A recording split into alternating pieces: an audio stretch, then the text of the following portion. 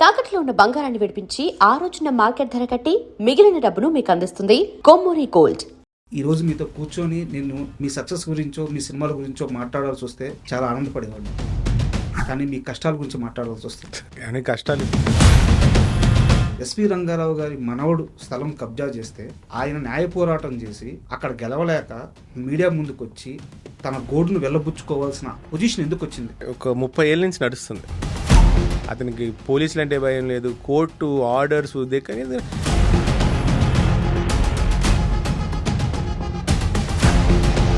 Injection order already అమల్లో ఉంది. అతను ఎలాంటి బిల్డింగ్స్ కట్టకూడదు, బట్ కన్స్ట్రక్షన్ చేస్తున్నారు. మీరు వెళ్ళి యాజ్ ఎ లా ప్రకారం ఫైట్ చేస్తున్నారు. ఈ గ్యాప్లో ఒక అడిషనల్ ఎస్పీ మిమ్మల్ని వాళ్ళ ఆఫీస్కి పిలిచి మీకు వార్నింగ్ ఇవ్వడం ఏంది? నాకు రైట్ లేదని, నేను ఆ సైట్లోకి వెళ్ళకూడదని, నేను వెళితే నన్ను ఎస్వి రంగారావు గారి మనవడు ఆయన్ని పిలిచి ధమ్కీలు ఇవ్వడం ఏంది? ఆయన హ్యుమానిటేరియన్ గ్రౌండ్స్లో మీ పక్క మాట్లాడగలం, లా మీ పక్క లేదంట. ఇప్పుడు మార్కెట్ ప్రకారం ఎంత ల్యాండ్ ప్రకారం అయితే అప్రాక్సిమేట్లీ లైఫ్లో చాలా లేటుగా మీకు క్లారిటీ వచ్చింది. రకరకాల మైండ్ సెట్లు మారిపోవడం. ఇప్పుడు ఒక పేర్లు వద్దులేని కొంత డైరెక్టర్స్ దగ్గరికి వెళ్తే నువ్వు నిజంగానే ఆయన మనవడువా? తాతగారు చనిపోయే ముందు బాగా తాగాడు, ఇంట్లో గొడవ పడ్డాడు. నానమ్మ ఆయన చనిపోయిన తర్వాత ఆయన శవాన్ని చూడడానికి ఎవరిని లోపలికి రానివ్వలేదు. వాళ్ళ గురుస్వామి సంథింగ్ ఎవరు ఒక ఆయన ఉంటాడు, ఆయన వచ్చి చూస్తే తన భర్త బతకతాడని ఆమె నమ్మింది. ఇలా ఒక స్టోరీ అయితే వైరల్ అవుతూ ఉంది. అసలు నిజమేం జరిగింది? ఆ మనిషి చనిపోయి ఇప్పటికీ 51 years అయింది. ఇదే నిజమైతే ఎప్పుడో వచ్చేది కదండి ఇదే న్యూస్ బయటకి. ఇప్పుడు ఏమైపోయిందంటే ఎక్కువ అయిపోయారండి. ఎందుకు ఆయన మీద ఈ రకమైన పుకార్లు? మనిషి లేనప్పుడు మనిషి గురించి మాట్లాడే గొప్పలతో పాటు టీఆర్పీ రేటింగ్స్ కోసం చేసేవాళ్ళు ఎక్కువైపోయారు. ఎస్వి రంగారావు గారి మనవడు ఎస్వి రంగారావుని అవమానించిన వాళ్ళందరూ కూడా పెద్ద డైరెక్టర్సే కదా. ఇవాళ ఇండస్ట్రీలో పెద్ద డైరెక్టర్. ఎందుకు మీరు పేర్లు పెడితే కొంచెం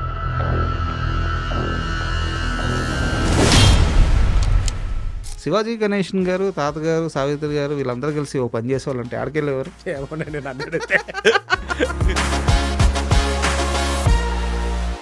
hi, welcome to my show. Viswa Nata Chakravarthi SV Rangarao గారు. ఈ పేరుకి ఎన్ని దశాబ్దాలు తర్వాత అయినా సరే పరిచయం అవసరం లేదు. కొన్ని తరాల పాటు ఆయన వేసిన ముద్ర అలాగే ఉంది, రాబోయే తరాలపై కూడా అలాగే ఉంటుంది. ఈరోజు ఆయన మనవడు ఎస్వి రంగారావు గారు, ఆయన పేరు కూడా ఎస్వి రంగారావు గారే, ఈరోజు మనతో ఉన్నారు. అయితే ఎస్వి రంగారావు అనగానే ఆయన మనవడికేమి ఒక పూలపాన్పు, ఒక మంచి ఆస్తిపాస్తి, ఒక మంచి పొజిషన్లో ఉంటారని మీరు అనుకోవచ్చు. బట్ ఆయన లైఫ్లో కొన్ని కష్టాలు ఉన్నాయి. ఆయన కొన్ని కష్టాలని ఎదురెడుతున్నారు. ఈరోజు ఆయన మనతో ఉన్నారు. ఆయన లైఫ్ ఎలా ఉంది, ఎస్వి రంగారావు గారి లెగసీని ఎలా కంటిన్యూ చేస్తున్నారు, ఇలాంటి అన్ని విషయాల్లో తెలుసుకుందాం. సార్ నమస్తే. నమస్తే. ఎస్వి రంగారావు గారు అంటే మనకి దేవుళ్ళు ఉంటారు సార్, శివుడు, బ్రహ్మ, విష్ణువు ఇలా ఉంటారనమాట. త్రిమూర్తుల వాళ్ళని మేము అలా అంటే మనందరం కూడా అలా చూస్తుంటాం. చాలామంది దేవుళ్ళు ఉన్నా కానీ వాళ్ళ ముగ్గురట్ట. ఎంతమంది హీరోలు ఉన్నా, ఎంతమంది స్టార్లు ఉన్నా, ఇప్పుడు నేను చెప్పిన ముగ్గురు దేవుళ్ళ ప్లేస్ ఎలా అయితే ఉంటుందో ఇండస్ట్రీలో ఎస్వి రంగారావు గారి స్థానం అలా ఉంటుంది. అది ఎవరు మ్యాచ్ చేసేది కాదు, మ్యాచ్ చేయబోయేది కాదు, మ్యాచ్ చేయడానికి సాధ్యమయ్యేది కాదు. అలాంటి ఆయన మనవడు మీరు.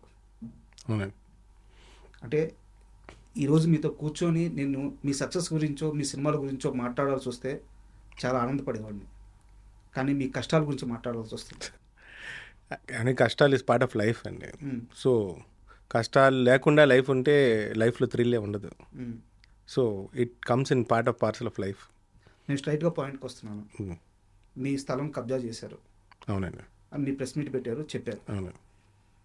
ఎస్వి రంగారావు గారి మనవడు స్థలం కబ్జా చేస్తే ఆయన న్యాయ పోరాటం చేసి అక్కడ గెలవలేక మీడియా ముందుకు వచ్చి తన గోడును వెళ్ళబుచ్చుకోవాల్సిన అంత దుర్దితి, అంత పొజిషన్ ఎందుకు వచ్చింది? ఇది ఇవాళ నిన్న స్టార్ట్ అయింది కదండి. ఒక 30 ఏళ్ళ నుంచి నడుస్తుంది. ఇవాళ ఫ్రెష్గా స్టార్ట్ అయిన ఇష్యూ కాదు. ఒక 30 years బ్యాక్ అంటే నేను ఇంకా చిన్న పిల్లడుగా ఉన్నప్పుడు మా మేనత్త రెంట్కి ఇవ్వడం జరిగింది. అక్కడి నుంచి జరిగిన పరిణామాలతో ఇదండి. మనం డీటెయిల్గా ఫుల్గా వెళ్తే చెప్పుకుంటూ పోవాల్సిందే. లేదు, నేను చెప్తాను, నాకు తెలిసింది. ఎంత స్థలం ఎన్ని అంకణాలు? 446 గజాలని 1966. 1966లో తాతగారు ఆ స్థలాన్ని కొన్నారు. తర్వాత దాన్ని 95లో కిరాయికి ఇచ్చారు. అవునండి. 98 వరకు వాళ్ళు రెంట్ కట్టారు. 98 నుంచి వాళ్ళు రెంట్ కట్టడం మానేశారు. 2002లో వాళ్ళు కోర్టుకెళ్ళి మీకు కాదండి. 96లో రెంట్కి ఇవ్వడం జరిగిందండి.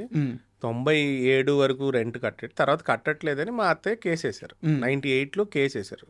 ప్రొలాంగ్ కేసు రన్ చేశాక 2002లో ప్రాపర్టీని వెకేట్ చేసి బాకీలన్నీ కట్టమని కోర్టు ఆర్డర్ ఇచ్చింది. ఆర్డర్ని హైకోర్టులో అతను ఛాలెంజ్ చేశాడు. కోర్టు 5,000 రూపీస్ మంత్లీ మెయింటెనెన్స్ కోర్టులో డిపాజిట్ చేయమని అప్పటి నుంచి ఇవాళకి కడుతున్నాడు. అది అతనే అక్సెప్ట్ చేశాడు. ఒక సివిల్ సూట్లో నేను వేసిన ఒక సివిల్ సూట్లో అతనే క్లియర్గా అక్సెప్ట్ చేశాడు, నేను ఇవాళకి రెంట్ కడుతున్నాను అని. ఓ పక్క ఆ వాదన తీసుకుంటాడు. అలాగే 2005లో మేము అమ్మేసినట్టు, అంటే నేను, మా బ్రదర్, మా సిస్టర్ అమ్మేసినట్టు ఒక ఫేక్ డాక్యుమెంట్ సృష్టించాడు. 2005కి మా సిస్టర్ పెళ్ళి అయింది. మా సిస్టర్ ఏమో ఢిల్లీ వెళ్ళిపోయింది. నేను హైదరాబాద్ వచ్చేసాను. మా అన్నయ్య ఏలూరులో ఉన్నాడు. మేము రిజిస్ట్రేషన్ చేయట్లేదు, సేల్ డీడ్ చేసాము అనేది అతని వాదన. కోర్టుకి వెళ్ళాడు. కోర్టులో కేసు వేస్తే కోర్టులో నోటీస్ సర్వ్ చేయమంటారు. జనరల్గా ఏ కోర్టులో మీరు ఏ కేసు వేసినా కన్సర్న్ పార్టీకి నోటీస్ సర్వ్ చేయాలి. డాక్యుమెంట్లో చూపించేదేమో మా మెడ్రాస్ ప్రాపర్టీ డాక్యుమెంట్ అడ్రస్ ఇస్తాడు. ఇక్కడ నోటీసెస్ ఏమో సికింద్రాబాద్లో ఏదో ఒక అడ్రస్కి సర్వ్ అవుతాయి. ఫేక్ నోటీసులు అంటే అడ్రస్ మీకు తెలియదు. మనకు అసలు విషయం తెలియదు. 2007 ఆ టైంలో 2007-8లో మామూలుగా ఇవన్నీ మేము చిన్నపిల్లలు కాబట్టి మా అత్తయ్యలు చూసుకుని ఉన్నారు. సడన్గా వన్ ఫైన్ డే వాళ్ళు యూఎస్ నుంచి వచ్చాక ట్యాక్స్ కట్టడానికి వెళ్తే ఎవరు మీ ప్రాపర్టీ కాదు కదండి, శ్రీనివాస్ గారి ప్రాపర్టీ, మీరు ట్యాక్స్ కట్టడం ఏంటి అని అడిగారు. అప్పుడు మనకు విషయం తెలిసింది. అది ఎప్పుడైతే మేము అమ్మేసినట్టు డాక్యుమెంట్ ఉందో మేము కంపల్షన్తో మేము పార్టీ అయ్యి మేము క్రిమినల్ కంప్లైంట్ రేస్ చేయడం జరిగింది. 2008లో ఒక ఎఫ్ఐఆర్ బుక్ అయింది. ఎఫ్ఐఆర్ బుక్ అయిన తర్వాత ఇన్వెస్టిగేషన్ తెలిసిందే కదా, నడుస్తుంది. తర్వాత కోర్టు వారు ఏం చేశారంటే ఫారెన్సిక్ ల్యాబొరేటరీకి మన సంతకాలు వెరిఫై చేయమని ఆ డాక్యుమెంట్లో ఉన్న సంతకాలు మన కోర్టులో కొన్ని సంతకాలు పెట్టమన్నారు. మేము కోర్టులో అన్ని సంతకాలు పెట్టడం జరిగింది. 2017లో అది ఎవిడెన్స్ వచ్చింది. ఫారెన్సిక్ రిపోర్ట్లో సంతకాలు మాయి కాదు, ఫోర్జ్డ్ సంతకాలు అనేది తేలిపోయింది. ఓకే. ఆ తర్వాత 2017లో 390/2017 కింద ఒక ఛార్జ్ షీట్ ఫైల్ అయింది. కోర్టులో ప్రజెంట్ చేశారు. అక్కడి నుంచి ట్రయల్ నడుస్తుంది. ఇది ప్రాసెస్. ఈ లోపల అక్కడ ఎలాంటి కట్టడాలు కట్టకూడదు, సేల్స్ ఉండకూడదు అని చెప్పేసి అది మొన్న వచ్చింది. అది ఏంటంటే అంతకుముందు ఒక ఇల్లు ఉండేదండి. ఇదంతా జరుగుతున్న తర్వాత ఇప్పుడు ట్రయల్ ఎప్పుడు జడ్జ్మెంట్ వస్తుంది అని మనం వెయిట్ చేస్తున్న టైంలో ఎప్పుడు ట్రాప్ చేసాడో మా బ్రదర్ని ట్రాప్ చేయడం జరిగింది. ఓకే. నేను ఇందాక తన కారణాలు తనకున్నాయి, తను ఏం చెప్పట్లేదు. నేను అడిగితే 30 ఏళ్ళ నుంచి నడుస్తుంది, మనకి ఇంకేం పడతాం, ఆ కోర్టు ఖర్చులు ఈ ఖర్చులు తప్ప ఏం మిగలట్లేదు అన్నమాట మాట్లాడుతుంటే ఏం చెప్పట్లేదు. కరెక్ట్గా చూస్తే ఈ ఏదైతే ఛార్జ్ షీట్ అయిపోయి అతను శిక్ష పడుతుంది, మనకు ప్రాపర్టీ హ్యాండ్ అవుతుంది అనుకున్న కేసుని వాళ్ళిద్దరు కాంప్రమైజ్ అవ్వడం జరిగింది. వన్స్ ఆ విషయం తెలియంగానే అడిగాను, మా ఆవిడ సరిగ్గా సమాధానం చెప్పట్లేదు. సరే వెంటనే నేను వెళ్ళి ఫ్రెష్గా కంప్లైంట్లు ఇస్తూ వచ్చా. ఫ్రెష్గా కంప్లైంట్లు ఇస్తుంటే ఎక్కడ ఏ రెస్పాన్స్ రావట్లే. సరే వెంటనే సివిల్ సూట్ ఒకటి వేసాం 163/2024. అందులో జూలై 18th ఏదైతే తాతగారు ప్లస్ మా నాన్నగారు చనిపోయిన రోజు జడ్జి గారు అసలు ఏ ఆర్డర్ ఇవ్వనన్నారు. అంటే ఆవిడ ఈ రోజు ఈ కేసు వినడమే మనకి చాలా బాధాకరమైన విషయం. ఇవ్వనని 19th జూలై ఆ నెక్స్ట్ డే ఏది కట్టకూడదు, ఏది అమ్మకూడదు, ఇంజక్షన్ ఆర్డర్ ఇచ్చేసారు. అంటే 2024 నేను అనేది. ఆ తర్వాత అప్రోచ్ అయితే సిసిఎస్ వాళ్ళు ఒక కేసు రిజిస్టర్ చేశారు. తర్వాత మొన్న 9th మంత్లో నాంపల్లి పిఎస్లో ఒక కేసు రిజిస్టర్ అయింది. ఏదైనా కోర్టు ఆర్డర్స్ని వైలేట్ చేస్తున్నారని నేను రిపీటెడ్గా వెళ్ళి నేను అక్కడ పని ఆపిస్తుంటే గొడవ జరుగుతుంది కదండి ఆటోమేటిక్గా. దాని మీద 2 పార్టీలను పిలిచి కౌన్సిలింగ్ చేసి విషయం చెప్పాం. సో మనం అలాగా ఆర్డర్స్ తెచ్చుకోవడం జరిగింది. అది ఇంప్లిమెంట్ అవ్వట్లే. మీకు out and out right that fellow doesn't have any, ఎలా చెప్పాలంటే ఏ ఒక్క మినిమం ఇది కూడా మెయింటైన్ చేయట్లేదండి. అతనికి పోలీసులు అంటే భయం లేదు, కోర్టు ఆర్డర్స్ కానీ ఎందుకంటే అతను లాబీయిస్ట్ లాగా లాబీ చేసుకుంటుంటే ఎవరో ఒక చోట కాంప్రమైజ్ అయిపోతున్నారు. మనకు అన్యాయం జరుగుతుంది, అంతకనే ఏం లేదు. అంటే ఇక్కడ మీ బ్రదర్ కాంప్రమైజ్ అయ్యి తను ఏమన్నా అమౌంట్ తీసుకున్నారా? అది ఇప్పుడు దాకా క్లారిటీ లేదండి. వాళ్ళు ఏ మూవీ ఇప్పుడు దాకా ఇంత కేసు ఒక 1.5 year నుంచి నడుస్తున్నా జనరల్ కాంప్రమైజ్ ఒక ఎంఓవీ ఉంటుంది, ఆ ఎంఓవీ పబ్లిష్ చేయాలి. మా వాడు ఏమో తీసుకోలేదు అంటాడు. అతనేమో ఉన్నది అని అతను కమిట్ అవ్వట్లేదు, ఎక్కడ కోర్టులో సబ్మిట్ చేయట్లే. అతను అసలు నా కేసే నిలబడదని ఒక కొత్త రూల్ ప్రకారం వేసాడండి. ఓకే. అతను వేసిన పిటిషన్ కోర్టు కొట్టేయడం కూడా జరిగింది. కేసు చెల్లదు అని మీరు ఈ స్టేజ్లో చెప్పడానికి లేదు. It is a long debatable issue. అతను టైం ల్యాప్స్ అయిపోయింది, ల్యాప్స్ అయిపోయిన టైం తర్వాత వీళ్ళు కేసు వేస్తే చెల్లదు అనే ఒక క్రైటీరియా తీసుకున్నాడు. ఓకే. కానీ మన న్యాయశాస్త్రం ప్రకారం ఒక రూల్ ఉందండి, ఎనీ సివిల్ డిస్ప్యూట్కి 3 years లోపలే అపీల్కి వెళ్ళాలి. కానీ వెన్ సివిల్ డిస్ప్యూట్లో ఎప్పుడైతే క్రిమినల్ ఇంటిమిడేషన్ ఉంటుందో, క్రిమినల్ ఆస్పెక్ట్స్ ఉంటాయో దానికి టైం లిమిట్ లేదు. ఓకే. మనం ఆ క్లాస్ తీసుకుని మనమే ఫైల్ చేయడం జరిగింది. నిన్నటి ఒక లాస్ట్ వీక్ కూడా హైకోర్టుకి వెళ్ళి మళ్ళీ పిటిషన్ వేసుకున్నాం. హైకోర్టు నుంచి మళ్ళీ స్టే ఆర్డర్ వచ్చింది. అతను పని చేయనివ్వకుండా జిహెచ్ఎంసీఓలో ఆపాలని మళ్ళీ ఆర్డర్ వచ్చింది. ఓకే. ఇక్కడ నాకు అర్థం కాని విషయం ఏంటంటే, ఇంజెక్షన్ ఆర్డర్ ఆల్రెడీ అమల్లో ఉంది. అతను ఎలాంటి బిల్డింగ్స్ కట్టకూడదు, బట్ కన్స్ట్రక్షన్ చేస్తున్నారు. మీరు వెళ్ళి యాజ్ ఎ లా ప్రకారం ఫైట్ చేస్తున్నారు. ఈ గ్యాప్లో ఒక అడిషనల్ ఎస్పీ మిమ్మల్ని వాళ్ళ ఆఫీస్కి పిలిచి మీకు వార్నింగ్ ఇవ్వడం ఏంది? ఇది ఏంటంటే అండి, మనం ఎవరినో ఒకరు తీసుకెళ్ళి ఆపుతూ ఉంటాం. అవును. అదేమో లా అండ్ ఆర్డర్ సిచ్యువేషన్ అంటారు. నేనేమన్నాను, నేను 2 సార్లు అడిగాను సిఐ గారిని కానీ ఎస్ఐ కానీ, సార్ మేము వెళ్ళి ఆపితే లా అండ్ ఆర్డర్ అంటారు, మిమ్మల్ని ఆపమంటే మీకు ఆర్డర్స్ లేవంటారు. ఒక సింపుల్ క్వశ్చన్ అండి, ఒక కోర్టు ఆర్డర్ ఇచ్చింది.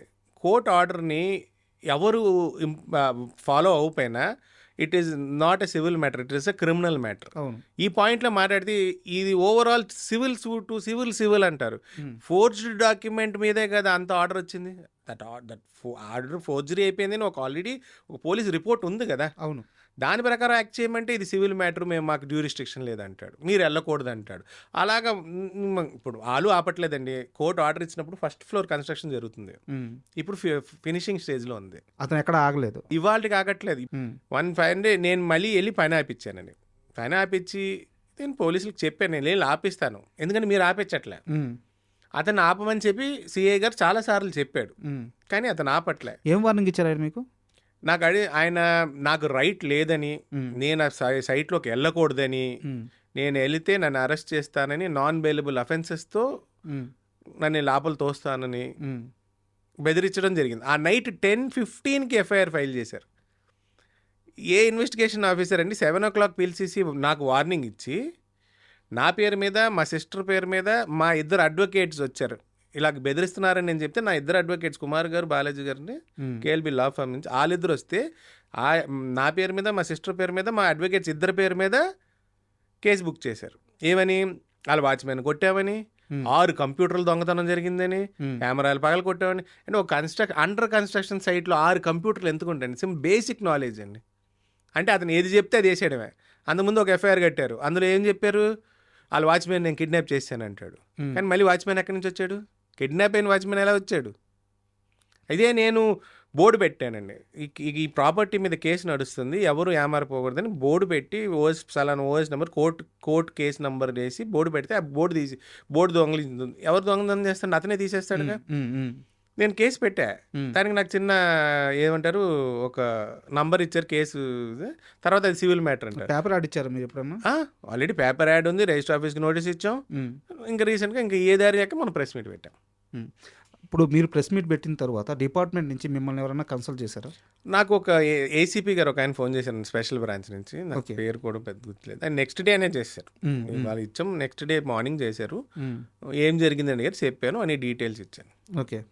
నేను ఈ వీక్లో మన 29th కూడా ప్రజావాణిలో పెట్టాము, డిఐజీకి లెటర్ పంపాము, అందరు అన్ని నంబర్స్ అవుతున్నాయి, రియాక్షన్ ఎప్పటికి వస్తుందో తెలియదు. కానీ నా బేసిక్ డౌట్ ఏంటంటే, ఇప్పుడు నేనున్నాను ఒక కామన్ మ్యాన్ని, మా కెమెరామ్యాన్ ఉన్నాడు ఒక కామన్ మ్యాన్, మాలాంటి వాళ్ళు ఇలాంటి ఇష్యూ మీద సొసైటీతో, లాతో, సిస్టంతో ఫైట్ చేస్తున్నాము 30 ఏళ్ళుగా అంటే ఒక అర్థం పర్థం ఉంది.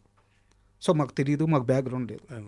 ఎస్వి రంగారావు గారి మనవడు ఆయన్ని పిలిచి ధమ్కీలు ఇవ్వడం ఏంది?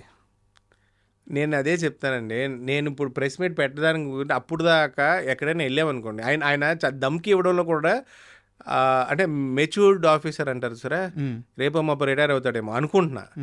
చాలా సింపుల్ అండి. ఆయన ఏమండి హ్యుమానిటేరియన్ గ్రౌండ్స్లో మీ పక్క మాట్లాడగలం, లా మీ పక్క లేదంటాడు. లా మా పక్క లేకపోవడం ఏంటండి? వాళ్ళ ఒక సిసిఎస్ పోలీసు వాళ్ళు ఆల్రెడీ ఒక ఛార్జ్షీట్ ఫైల్ అయింది, అది కాంప్రమైజ్డ్, అది ఎలా క్యాన్సిల్ అయింది, స్క్వాష్ అయింది? అవుట్ ఆఫ్ కోర్ట్ కాంప్రమైజ్ అనే ఒక పదం ఉంది. అవి ఏమి చూపించినా ఆయన మాట్లాడట్లే. లా ప్రకారం మీకు రైట్ లేదంటాడు. అప్పుడు లా ప్రకారం ఆయనకి రైట్ లేదు, ఆయన పని చేయకపోతే నేను వెళ్ళను కదండి. ఉమ్. కోర్టు డిసైడ్ చేస్తుంది కదా రేపో మాపో. అవును. నాకు clear pictures, photographs, time stamped photographs ఉన్నాయండి. అసలు చాలా సింపుల్ లాజిక్. ఆయన నన్ను పిలిచి మాట్లాడేటప్పటికి ఆయన నా తరపు లాయర్లు ఎటు వచ్చారో కూడా తెలియదు. ఇద్దరు వస్తే ఇద్దరిలో మా తరపు ఒకడు అతని తరపు ఒకడు అనుకుంటున్నాడు ఆఫీసర్. ఓకే. ఆయనకి బ్లంట్గా విషయం తెలియదు. మరి అవుట్ ఆఫ్ ఆయన మాయ మాటలు చెప్పాడో, లేకపోతే ఆయన సుపీరియర్స్కి చెప్పడం వలన ఈయన వచ్చాడు, లేకపోతే ఇంకా అదర్ ఏదో జరిగినాయో తెలియదు. ఆయనకి అసలు మనకి మాట్లాడే ఛాన్స్ ఇవ్వకపోతే మనం ఏం చెప్తాం, మీ బ్రదర్ అటు వస్తున్నాడమ్మా నువ్వు వెళ్ళడానికి వీలేదు. మా బ్రదరే అసలు ఆల్రెడీ అలా అనుకుంటే మేమందరం కలిసి కదా ఫస్ట్ ఫోర్జరీ కేసు వేసింది. అవును. ఒకరైతే సరిపోదు కదా, ఆయన ఒకటే కాంప్రమైజ్ అయితే అవ్వదు కదా. సరిపోదు. అవును. ఆ కాంప్రమైజ్ అయిన దాని గురించి ఆయన అసలు వినట్లేదు కదా. ఆయన ఏమన్నాడు, హ్యుమానిటేరియన్ గ్రౌండ్స్ లేకపోతే మీ వంక నేను సింపథైజ్ చేయగలను కానీ నువ్వు సైట్లోకి వెళ్తే కుదరదు. ఆయన పట్టుపట్టి నైట్ 10:15 ఎందుకండి ఎఫ్ఐఆర్ కట్టించాలి? ఇన్వెస్టిగేషన్ చేసుకోవాలి కదా. నాకు డౌట్. సో ఇప్పుడు ఆయన చెప్పే లెక్క ప్రకారం, లా అండ్ ఆర్డర్ ప్రకారం మీరు అక్కడికి వెళ్తే గొడవలు అవుతున్నాయి కాబట్టి మీరు వెళ్ళకూడదు ఆపారు. సో అది ఆయన డ్యూటీ, దాన్ని నేను అగ్రీ చేస్తాను. బట్ కోర్టు ఆర్డరు ఉన్నప్పుడు కన్స్ట్రక్షన్ జరగకూడదు కదా. ఫస్ట్ ఫ్లోర్ నుంచి 5th ఫ్లోర్కి పోతుంది కదా. ఫస్ట్ ఫ్లోర్ 5th ఫ్లోర్ కదండి, ఇల్లీగల్గా ఒక ఫ్లోర్ 6th ఫ్లోర్లో కూడా ఉంది. మరి ఆ కన్స్ట్రక్షన్ ఆపే బాధ్యత ఎవరిది? వాళ్ళది కాదంటండి. మేము కోర్టు నుంచి వాళ్ళకి డైరెక్షన్ ఇప్పించాలంటే ఆపకూడదని. నేనన్నా ఒక కోర్టు ఆర్డర్స్ని ఇంప్లిమెంట్ చేయడానికి, ఒక కోర్టు ఆర్డర్ ఇచ్చాక ఇంప్లిమెంట్ చేయడానికి కోర్టు మీకు వాళ్ళకంటే స్పెసిఫిక్గా ఇన్వాల్వ్ అవ్వండి, వెళ్ళి ఆపించండి అని ఆర్డర్ ఇవ్వాలంట. మనం కోర్టులో ఆర్డర్స్ వచ్చినాయండి, ఆర్డర్స్ ఫాలో అవ్వట్లేదని కంటెంప్ట్ కేసు వేసామండి. అడ్వకేట్ జనరల్ని వేసి మొత్తం రికార్డ్ చేయించమనండి. జిహెచ్ఎంసీకి వెళ్ళి కంప్లైంట్లు పెడితే వాళ్ళు నోటీసులు సర్వ్ చేశారండి. ఏది సెట్ బ్యాక్స్ వైలేషన్ జరుగుతుంది, పని జరగకూడని కోర్టు ఆర్డర్ ఉంది, మీరు చేస్తున్నారని. 5 ఆర్డర్స్ వచ్చాక ఆడేం చేశాడు, జూనియర్ కోర్టుకి వెళ్ళాడు. నాకు ఆల్రెడీ ఏంటిది జెన్యూన్ పర్మిషన్ ఉంది, జిహెచ్ఎంసీ వాళ్ళు కావాలని ఇబ్బంది పెడుతున్నారని. అక్కడెక్కడ మన పేరు చూపించాడు. అతను ఆల్రెడీ కోర్టులో తిరిగే ఒక మనిషి అండి. అతని కేసులు లేకపోతే అతనికి నిద్ర పట్టదు. 16 కేసులు ఉన్నాయండి, 16 ఇటువంటి కేసులే. ఆల్రెడీ ఒక ఆసిఫ్ నగర్లో ఒక బిల్డింగ్ ఇలాగే కడతానని జనం దగ్గర డబ్బులు తీసేసుకున్నాడు, బ్యాంకుల దగ్గర డబ్బులు తీసేసుకున్నాడు. సిబిఐ కేసులో ఛార్జ్ షీట్ ఫైల్ అయ్యి అతను సెంటెన్స్ అయితే బెయిల్ మీద ఉన్నాడు. కన్విక్ట్ అయ్యి బెయిల్ మీద తిరుగుతున్నాడు. అలాంటి మనిషికి ఆనంద్ అనే అడిషనల్ డీసీపీ ఎలాగా వంత పడతాడు? మన మాట అయినట్లు అరుస్తున్నాడు. నేను ఆ రోజు చెప్పాను, కేసులు పెట్టుకుంటే పెట్టుకోన్నా, ఏమైపోతుంది? ఇప్పుడు ఉన్నాయి 2 ఉన్నాయి. మన రిట్లు వేసుకుంటున్నాం, మనం కోర్టులో ఛాలెంజ్ చేసుకుంటాం అండి. ఏమవుతుంది? ఆయన వేసుకుంటాడండి. Everything is a counter case అండి. నేను కంప్లైంట్లు పెట్టాను, ఆయన కన్స్ట్రక్షన్ చేస్తున్నాడు, కోర్టు ఆర్డర్ని వైలేట్ చేస్తున్నాడు, నేను ఇన్నిసార్లు తిరుగుతుంటే 1.5 year నుంచి నా దగ్గర రిసిప్ట్స్ ఉన్నాయండి నేను ఇచ్చిన కంప్లైంట్లకి. అంటే ఇంత ఫైట్ చేస్తున్నారు. తెలుగు సినిమా ఇండస్ట్రీలో ఇంతమంది పెద్ద పెద్ద స్టార్లు ఉన్నారు, మన తెలుగు రాష్ట్రాల్లో ఇంతమంది పెద్ద పొలిటీషియన్లు ఉన్నారు. వీళ్ళందరికీ ఎస్వీఆర్ అంటే అభిమానం ఉంటుంది, ఆ గౌరవం ఉంటుంది. ఆయన మనవడు ఇంత కష్టపడుతున్నాడని ఈ విషయాన్ని మీరు ఎవరి దగ్గరికి తీసుకెళ్లేదా? ఎవరి దగ్గర నుంచి మీకు సపోర్ట్ రాలేదా? నేను ఎవరికి చెప్పలేదండి. నేను లీగల్ సిస్టమ్ మీద నాకున్న నమ్మకంతో నేను నా ఓన్ బ్యాటిల్ నేను ఫైట్ చేస్తున్నాను. ఎక్కడికి వెళ్ళినా ఏముంటుంది, మీ అన్నయ్య కాంప్రమైజ్ అయిపోయాడు కదా, అతను ఎందుకు అయ్యాడు అనేది ఇవాళకి ఒక మిస్టరీ మా ఫ్యామిలీకి. ఓకే. ఎవరికి తెలియదు. అతను చెప్పేది మాటకి ఇతను చెప్పే మాటకి ఏది సంబంధం ఉండదు. సో మన ఫైటింగ్ మనం చేసుకోవాలండి. ఇంకా తాతగారు అప్పుడు ఎంత కొన్నారు, ఇప్పుడు మార్కెట్ ప్రకారం ఎంత? ఐడియా లేదండి. ఆయన ఎంత కొన్నారో 66 కదండి, విన్ ఫ్యూ థౌజండ్స్, 30,000 40,000 ఉంటుంది. ల్యాండ్ ప్రకారం అయితే అప్రాక్సిమేట్లీ 10-12 crores ఉంటుందండి. నేను మొన్న చూసిన దానిలో అతను ఇంకా కన్స్ట్రక్షన్ చేయకుండా ఒక ఫ్లాట్ అమ్మాడండి ఫర్ 1,60,00,000 రిసిప్ట్. ఒక అతను డాక్టర్ గారు కొనుక్కుని ఆయన చూపించారు రిసిప్ట్. ఇప్పుడు అక్కడ కొంటున్న వాళ్ళంతా వాళ్ళు కూడా మోసపోయినట్టే కదా. నేను ఆయనకి చెప్పానండి, ఇప్పుడు నాకు ఒక క్లయింట్ తెలిసాడు, వాళ్ళ దగ్గర మోసపోయిన ఒక మనిషికి నాకు కనిపించాడు, ఒక డాక్టర్ గారు. ఆయన పోలీస్ స్టేషన్కి వచ్చాడు. ఇది ఎంత ఎప్పుడు జరిగింది, నేను అక్కడికి వెళ్ళి గొడవ చేయడం, బోర్డులు పెట్టడం, బ్యానర్లు కట్టడం. సో ఆ ఏరియాలో ఏదో జరుగుతుందని బంధువులు ఫోన్ చేసి చెప్పాడు, అక్కడికి వచ్చాడు, స్టేషన్కి వచ్చాడు. కానీ అతని ప్రాబ్లం ఏంటి, అతను 50 లక్షల రూపాయలు అడ్వాన్స్ ఇచ్చాడు, పేమెంట్ చేసేసాడు. అతను 50 లక్షలు పేమెంట్ చేశాడు. కానీ ఇది ఆల్రెడీ ఫ్రాడ్స్టర్ కదా, 20 లక్షలకి రిసిప్ట్ ఇచ్చాడు. అదేంటి మరి వాళ్ళ వర్షన్ అంతే. 20 లక్షలకి అయితే రిసిప్ట్ ఉంది, అమ్మకూడదని కోర్టు ఆర్డర్స్ ఉందండి. లాస్ట్ ఇయర్ July 19th ఉన్న ఆర్డర్స్కి March of this year అమ్మాడు అతను.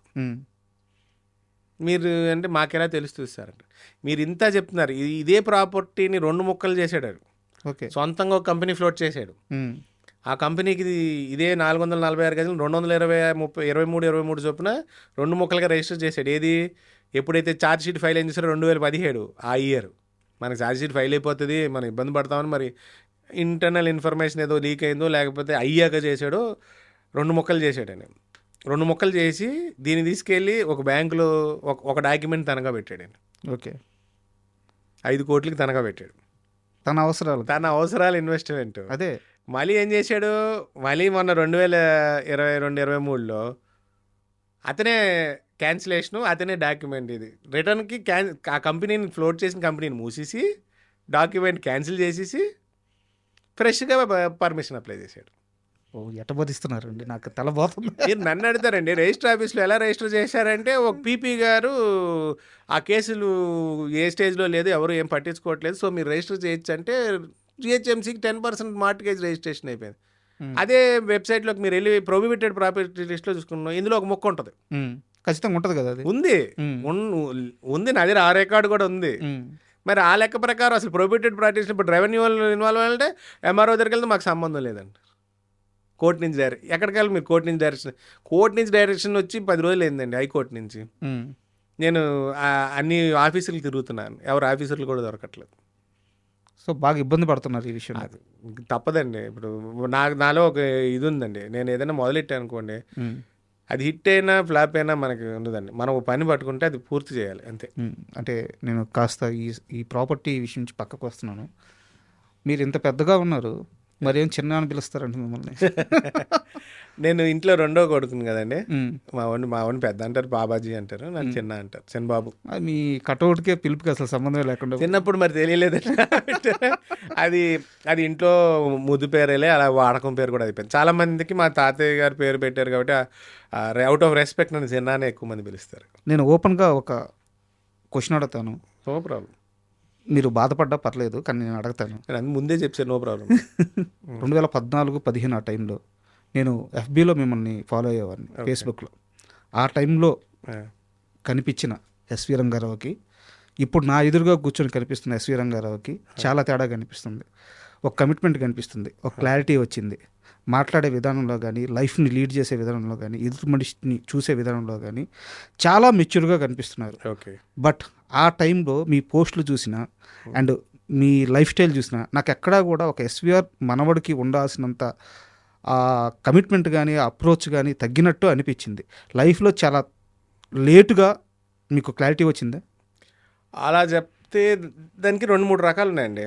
అంటే నా అబ్జర్వేషన్ కరెక్ట్ అయినా ఒప్పుకుంటారు? నేను ఒప్పుకుంటున్నాను అండి. నేను అప్పుడులో చాలా మిస్టేక్స్ చేశానండి. మీకు చాలా సింపుల్ లాజిక్, అది చెప్తే ఏంటి ఇది ఎలా చెప్పుకుంటున్నాడు అనుకున్నట్టు. నాకు 7 ఏళ్ళు వయసు ఉన్నప్పుడు మా పేరెంట్స్ చనిపోయారు, మదర్ ఫాదర్. అక్కడి నుంచి నాన్నమ్మ మావయ్యలు పెంచారు. స్టెప్ బై స్టెప్ ఎక్కడ మాకు ఇంకోటి ఉంటుంది, ఏదన్నా మా అన్నయ్య మాట వినాలి, మా అన్నయ్య చిన్నోడుగా నువ్వు రిలాక్స్డ్గా ఉండు. తర్వాత కొన్ని ఏమంటారు అన్వాంటెడ్ ఫ్రెండ్షిప్స్, ఏదో ఒక ట్రాక్లోకి వెళ్తాము, ఆ ట్రాక్ డిస్టర్బ్ అవడం, అలాగా కొంత ఫ్యామిలీ ప్రాబ్లమ్స్, ఇలాగే ప్రాపర్టీస్ డిస్ప్యూట్స్ అని ఇదని అదని, ఇదంతా ఒక పక్క అండి. ఇదంతా ఒక రాంగ్ ఫ్రెండ్షిప్స్, రాంగ్ ట్రాకు, నీకేంట్రా తక్కువ అంటే అది. కానీ లోపల నాకు ఒక భయం కూడా ఉండేదండి. మన తాతయ్య గారు అంత పెద్ద ఆర్టిస్టు, మనం ఎలా నిలబడాలి ఏంటి, మనకు ఒక ఏమంటారు ఒక ట్రాక్ సెట్ చేసుకునేప్పటికీ ఇంటి దగ్గర ఏదో ఒక ఇష్యూ రావడం, అక్కడికి వెళ్ళిపోయాక ఇంట్రెస్ట్ కొంత పోవడం, మళ్ళీ ఇంట్రెస్ట్ తీసుకుని మళ్ళీ ఒక 6 నెలలు మళ్ళీ ట్రాక్లోకి వెళ్ళి మళ్ళీ అన్నీ. అలాగే చాలామంది మా ఇంట్లోనే ఉండి ఇవాళ పెద్ద పెద్ద టెక్నీషియన్స్, కెమెరామెన్లు చాలామంది ఉన్నారు. ఇంకా వాళ్ళందరినీ అంకుల్ అని పిలుస్తుంది. కొంత డెస్పరేషన్ వచ్చిందండి. వీళ్ళందరినీ తిరుగుతున్నాం, ఎంతమంది ఉన్నారు, ఎంతమంది చదువుకున్న స్కూల్లో క్లాస్మేట్స్, ఫ్రెండ్స్, సీనియర్స్ అందరూ సినిమా వాళ్ళే, ఎవడో ఒకటి మనకి ఛాన్స్ ఇవ్వడా ఇదా అని ఒక యాంగిల్లో ఉండేది. కానీ తిరుగుతుంటే కొన్ని ఈవెంట్స్ జరుగుతాయి సార్, దాంట్లో వచ్చిన ఒక వెక్సేషను, అలాగే రకరకాల మైండ్ సెట్లు మారిపోవడం. ఇప్పుడు ఒక పేర్లు వద్దులేని కొంత డైరెక్టర్స్ దగ్గరికి వెళ్తే నువ్వు నిజంగానే ఆయన మనవడువా అని ఒకరు, నేను ఈ తరం డైరెక్టర్లు నేను చెప్పేది, పాత తరం కాదు. ప్రూఫ్స్ కావాలా వాళ్ళకి? ఏం చెప్తున్నాండి, ప్రూఫ్స్ కావాలంట. మొన్న ఎవడో వచ్చాడు, మీ పేరు చెప్పాడు, మీ తాత పేరు చెప్పాడు. సరే అండి, ఆయనతో సినిమా చేసుకోమన్నా. ఇంకో ప్రముఖ డైరెక్టర్ దగ్గర వెళ్తే మీ తాతగారులాగా గెటప్స్ వేసుకురండి, అప్పుడు చూద్దాం అన్నారు. ఇలా కొంత మనకి మైండ్ సెట్ మారుతూ ఉంటుంది. సో అలా కొంతమంది డైరెక్టర్స్ని, ఫ్రెండ్స్ని నమ్మి కొన్ని ప్రాజెక్ట్స్ చేశా. ఆ ప్రాజెక్ట్స్ మనకు చెప్పిన కథకి వచ్చిన అవుట్పుట్కి కూడా అలా దెబ్బలు తగిలి ఒక లాంగ్ బ్రేక్ తీసుకుందాం తీసుకున్నా. ఇప్పుడు ఆల్మోస్ట్ 10 years అయిపోయింది నేను ఒకసారి మేకప్ వేసి కానీ సినిమా చేసి. కానీ ఈ తర్వాత మా మావయ్య ఎమ్మెల్యే అవ్వడం, అక్కడ జనాలను కలవడం, డైలీ ఒక మనిషిని ఒక 100 మనిషిని కలుస్తుండేవాడిని. సో చాలా డిఫరెంట్ కైండ్ ఆఫ్ కల్చరు, చాలా డిఫరెంట్ పాయింట్స్లో మనకి ఎక్స్పోజర్ దొరికింది. అది అంతకుముందు లేదు. ఇవాళకి మావయ్య ఎమ్మెల్యేనే, కానీ ఆ 4 years నేను అక్కడ ఉన్నాను చూసారా. ఆ తర్వాత ఆ మావయ్య చనిపోవడం, ఆ తర్వాత మనం మొత్తం మళ్ళీ డిస్టర్బ్ అంటే ఎప్పటికప్పుడు మన జీవితం తలకిందలు అయిపోతుంది. మళ్ళీ తలకిందలు అయిపోయింది. సరే ఇప్పుడు మళ్ళీ ఆయన ఇంకో మావయ్య గెలిచారు. ఓకే, ఆల్ ట్రాక్లో అన్నా. కానీ నేను ఇప్పుడు ఈ ప్రాపర్టీ ఇష్యూ వచ్చింది. 2 years నుంచి నేను ఈ గొడవలోనే ఉన్నా. అంతే కదా ఇప్పుడు మీరు చెప్పారు. కానీ ఇవన్నీ కూడా ఇంటర్ కొలైడ్ అవుతూ వస్తుంది. ఎక్కడ ఒక ట్రాక్లో నేను కాన్సన్ట్రేట్ చేయలేదానికి నాకు కుదరట్లే. లైఫ్ అంతా వదులుడుకులు అలాగే ఉంటుంది. ఇప్పుడు అడిషనల్గా మళ్ళీ నాకు పర్సనల్ ఫ్యామిలీ ఉంది, నాకు 3 కూతుర్లు. సో నాకు ఇంట్లో పెద్ద ఫుల్ సపోర్ట్ అండి. మా వైఫ్, నా 3 పిల్లలు కానీ, మా సిస్టర్ కానీ, మా బావగారు కానీ, వీళ్ళందరూ కూడా ఫుల్ వీళ్ళందరూ కోరిక ఎప్పటికొరకు మళ్ళీ నేను సినిమాలు చేస్తాను, ఎప్పటికెప్పుడు నేను రిటర్న్ రావాలి, సినిమాలు చేయాలి. కానీ ఇంత కన్ఫ్యూషన్లో నేను ఎక్కడా చేయకూడదు అనేది. మీరు ఇలాగే అప్పుడు ఇమ్మెచ్యూర్గా ఉన్నా అంటే అప్పుడు ఇంకా తెలియలే. అదే చెప్తున్నాను, మీరు అడిగే 2014లో ఎలక్షన్ అయ్యాక అక్కడికి వెళ్ళడం ఇట్ హెల్ప్ మీ అలాట్. అంటే అప్పటి వరకు ఇంపల్సివ్గా ఉండేవాడిని, చాలా మామూలు కోపం కాదు, చిన్న విషయానికి కూడా టక్మని కోపం వచ్చేస్తుంది, అరిచేస్తాను, తిట్టేస్తాను, రచ్చ చేసేస్తా. ఓవర్ ది ఇయర్ అక్కడ కూడా దెబ్బలు తగిలి ఒక గెలుపుని చూసాం కదా, అలా కాదండి. నేను 2-3 గెలుపులను చూసాను, అలాగే 2-3 ఓటములు చూసాను. కానీ ఎప్పటికప్పుడు పడి లేచి ఇంతకుముందు లైట్ తీసుకునేవాడిని. కానీ ఈ స్టేజ్లో పడితే ఇంకా రికవరీ ఉండదండి. So I become more matured. కోపాన్ని తగ్గించుకున్నాను with help of the family. Basically నాకు మా ఆవిడ కానీ, మా సిస్టర్, మా బావ, వీళ్ళందరూ కూడా సార్ పిల్లలు ఎలా గివ్స్ యూ జాయ్, రెస్పాన్సిబిలిటీ పెరిగింది. So and I become more matured. అంతమంది జనం మధ్యన ఇవాళకి కూడా నేను అంతే హైదరాబాద్ వెళ్ళిపోయి మళ్ళీ సినిమా చేసుకుంటున్నాను అనుకుంటున్నారు అక్కడ ఉన్న జనం, కానీ నేను ఇక్కడ ఈ గొడవలో ఉన్నాను, అంతే తేడా. So this game a lot of experience అండి. తర్వాత కూడా ఇప్పుడు మనిషి పవర్లో ఉన్నప్పుడు, పవర్లో లేకపోతే జస్ట్ ఆయన 3,000 ఓట్లు ఓడిపోయారు. అంత వేవ్లో కూడా ఆయన 3,000 ఓట్లు. వెంటనే ఆయన 6 నెలలకు చనిపోయారు. ఇవాళకి దేవుడు, తమ్ముడు గెలిచాడు, ఆయన అదే సేవ చేస్తున్నాడు, ఆయన మంచి పనులు చేసినా ఆ దేవుడి ట్రాక్లో ఆ దేవుడిని మర్చిపోలేకపోతున్నారు. సో ఆయన కింద ఉండడం వలన it gave a lot of confidence, maturity, plus పబ్లిక్ని చూడడం వలన కనెక్ట్ అవన్నీ కూడా it gives a lot of inside కాన్ఫిడెన్స్తో పాటు experience will give you lot of exposure. అంటే నేను ఇంత పర్టికులర్గా ఈ క్వశ్చన్ అడగడానికి కారణం ఏంటంటే ఈ మెచ్యూరిటీ లేట్గా రావడం వల్ల ఈరోజు మీరు మసప్ ట్యాంక్లో ఉన్న ఒక 11-12 కోట్ల ఆస్తి కోసం ఇంత ఫైట్ చేస్తున్నారు. నిజం చెప్పండి, మీకు ఈ మెచ్యూరిటీ లేట్గా రావడం వల్ల కొన్ని 100 కోట్ల విలువ చేసే ల్యాండ్స్ ఎక్కడెక్కడ ఉన్నాయో తెలియక ఎస్వి రంగారావు గారి కుటుంబం కోల్పోవడం నిజం కదా. భీమవరంలో ఎక్కడో కొన్ని ఎకరాల ప్రాపర్టీ ఉండే, అది చాలా లేటుగా తెలిసింది మీకు. భీమవరమేనా ఎక్కడ? లేదండి, ఐడియా లేదు, అలాంటిది ఏం లేదండి. ఏదో ఏరియా నాకు అంటే నాకన్నా ముందు లార్జ్ ఫ్యామిలీ కదండి, మాది పెద్ద కుటుంబం అండి. మా తాతగారు 11 మంది, మా నాన్నగారు 9 మంది అండి. సో ప్రాపర్టీస్ ఎక్కడ ఉన్నాయి లేదు కన్నా మాకు దగ్గరికి వచ్చే ముందే చాలా పోయినాయి అండి. ఇంకా తర్వాత మెయింటైన్ చేయడానికి ఎవరు లేకపోవడం వలన ఏదోటి అమ్మి కానీ, ఇప్పుడు నా చిన్నప్పుడు నాకు అదే మా ఫాదర్ చనిపోకముందు ప్రాపర్టీ అమ్మారు 5 ఎకరాలు చెన్నైలో. యాక్టర్ శారద గారు కొని తర్వాత ఆవిడ అమ్మేసుకున్నారు. అది వాళ్ళ ఐటీ హబ్కి ఎంట్రన్స్. ఇక్కడ ఎలా అంటే మనకి ఇప్పుడు సైబరాబాద్ ఎలాగో అక్కడ 5 ఎకరాలు. ఇప్పుడు సైబరాబాద్ 5 ఎకరాలు ఉంటే మనం ఇవాళ ఏ స్థాయిలో ఉంటాం, చెన్నైలో 5 ఎకరాలు అమ్మారు ఆ రోజుల్లో. ఎంత ఇప్పుడు ఒక 1,000 ఎకరాలు 1,000 కోట్లు ఉంటుంది అది. నీకు అదే అందుకే ఎగ్జామ్ సైబరాబాద్ టవర్ ఉంది కదా, అదే ఎంట్రన్స్ కదా, అది 5 ఎకరాలు మాది. ఇప్పుడు అక్కడ ఐటీ హబ్కి అది 5 ఎకరాలు, ఖచ్చితంగా 1,000 కోట్లు ఉంది. సో అలాంటి చాలా ప్రాపర్టీస్ మెయింటెనెన్స్ లేక, ఇప్పుడు మాకు మెచ్యూరిటీ రాదాక 40,000 వస్తే ఇంకేముందండి. సో ఇంపల్సివ్, అదే చెప్తాను, ఇంపల్సివ్ కోపం వచ్చేసాక ఒక నిర్ణయం తీసేసుకోవడమే. అది నాకే చెడు చేస్తుందని నేను లేటర్ తెలుసుకున్నా. ఓకే.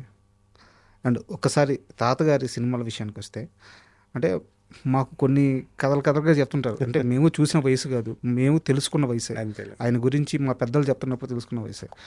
నత్తనశాల లేదా పాండవ విజయమ సంథింగ్ ఏదో సినిమాలో సీనియర్ ఎన్టీఆర్ గారు ఒక పెద్ద లెంతీ డైలాగ్ చెప్తారు. పాండవ వనవాసం ఒక లెంతీ డైలాగ్ చెప్తారు సీనియర్ ఎన్టీఆర్ గారు.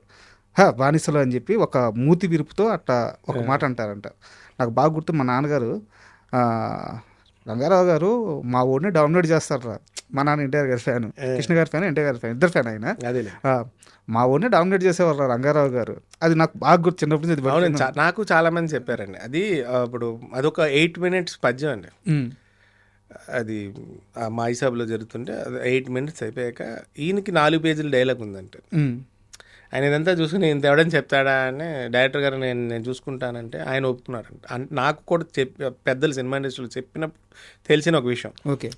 ఏమంటే ఆయన అంత చెప్పాక ఈ 4 పేజీలు డైలాగ్ చెప్తే చరణాలంగా ఉంటుందండి, ఇది వద్దండి నేను వేరే చేస్తానంటే ఆయన చేశారంటే ఒకటేకే క్లాప్స్ గిప్స్ అయిపోయింది. ఆ గొడవ కూడా జరిగిపోయింది ఎన్టీఆర్ గారికి. అంటే డైరెక్ట్గా గొడవ కాదు, అలాగెలా కుదురుతుంది అంత పెద్ద పద్యాన్ని అలాగా అది లైట్గా తీసి పడేస్తే నాకు ఇంపాక్ట్ మారిపోదు అది అంటే. నాకు అర్థమైంది ఏంటంటే అక్కడ ఒక భీముడికి దుర్యోధనుడికి జరిగే ఒక ఇన్సిడెంట్ అది, కానీ అది పర్సనల్గా వెళ్ళిపోయిందో మరి ఫ్యాన్స్ దాకా వెళ్ళిపోయిందో నేను నాకు కరెక్ట్గా తెలియదండి. మన వయసుకి మనకు తెలియదు కదా, ఎప్పుడో జరిగింది. నేను ఏంటంటే ఆ తర్వాత ఒక క్లాష్ వలన మాట వచ్చి ఒక 3 సంవత్సరాలు తెలుగు సినిమాలు చేయలేదండి తాతగారు. ఆయన తమిళ సినిమాలు చేసుకున్నాడు. ఆయనకేం ఆయన ఇక్కడ స్టార్ అక్కడ స్టార్ అంతే. మళ్ళీ కేవీ రెడ్డి గారే పిలిచి మళ్ళీ ఇద్దరు కాంబినేషన్ చేయాలని చేయడమే అని నేనే నాకు ఆలీలు చెప్పాల్సిందే మన వయసుకి ఆయన పెద్ద. అది చాలా డిబేట్ అయ్యి చాలా రోజులు ఆ షూటింగ్ ఆగిపోవడానికి కారణం ఆ సీన్ అనేది నేను కూడా విన్నాను. అయితే వారిద్దరికి కూడా, తాతగారికైనా సరే సీనియర్ ఎన్టీఆర్ గారికైనా, ఏదో తప్పు అయితే కరెక్ట్ చేయండి, 1951 కానీ 52 కానీ పాతాళ భైరవి 51 వాళ్ళిద్దరికి కూడా పెద్ద బ్రేక్. అంటే ఇద్దరికి ఒకేసారి వచ్చింది. అవునండి. ఎన్టీ రామారావు గారు ఫస్ట్ సినిమా కదా అది? కాదు ఫస్ట్ సినిమా కాదు, ఫస్ట్ బిగ్గెస్ట్ హిట్ పాతాళ భైరవి. తాతగారికి కూడా ఫస్ట్ బిగ్గెస్ట్ హిట్ పాతాళ భైరవి. ఇద్దరికి ఒకటే. వాళ్ళిద్దరి మీకేమన్నా తెలుసా వాళ్ళిద్దరు బాండింగ్ ఎలా ఉండేది ఏంది అని చెప్పేసి? మీరు మీ నాన్నగారి దగ్గర నుంచి కానీ లేకుంటే అట్లా? మాకు ఎక్కువ నాన్నమ్మ చెప్పేదండి, వాళ్ళు బాగానే ఉండేవారని నేను. ప్రొఫెషనల్ డిఫరెన్సెస్ కానీ పర్సనల్ కానీ they were always very good అని అండి. ఇక్కడే కానీ అక్కడే కానీ బిగ్గెస్ట్ స్టార్స్తో చేశారు ఆయన. ఈ was always the biggest star కదండి. అంతే కదా. నేను విన్న దాని ప్రకారం ఇంకా చాలా మంది పెద్ద స్టార్స్కి మంత్లీ శాలరీస్లో ఉండేవారు చాలా కంపెనీస్. అవును. ఆ టైంలోనే తాతయ్య గారు కానీ, సావిత్రి గారు కానీ, సూర్యకాంతం గారు ఇలా 3-4 ఉండేవారు. వీళ్ళందరూ పెయిడ్ ఆర్టిస్టులు. ఒకానొక టైంలో నాట్ ఓన్లీ తెలుగు ఇండస్ట్రీ, ఇండియాలో హైయెస్ట్ రెమ్యునరేషన్ తీసుకున్న యాక్టర్ ఎస్వి రంగారావు గారు. అవునండి, అదే చెప్తున్నాను. ఇప్పుడు అంటే సబ్జెక్ట్ కరెక్షన్ నాకు ఐడియా లేదు.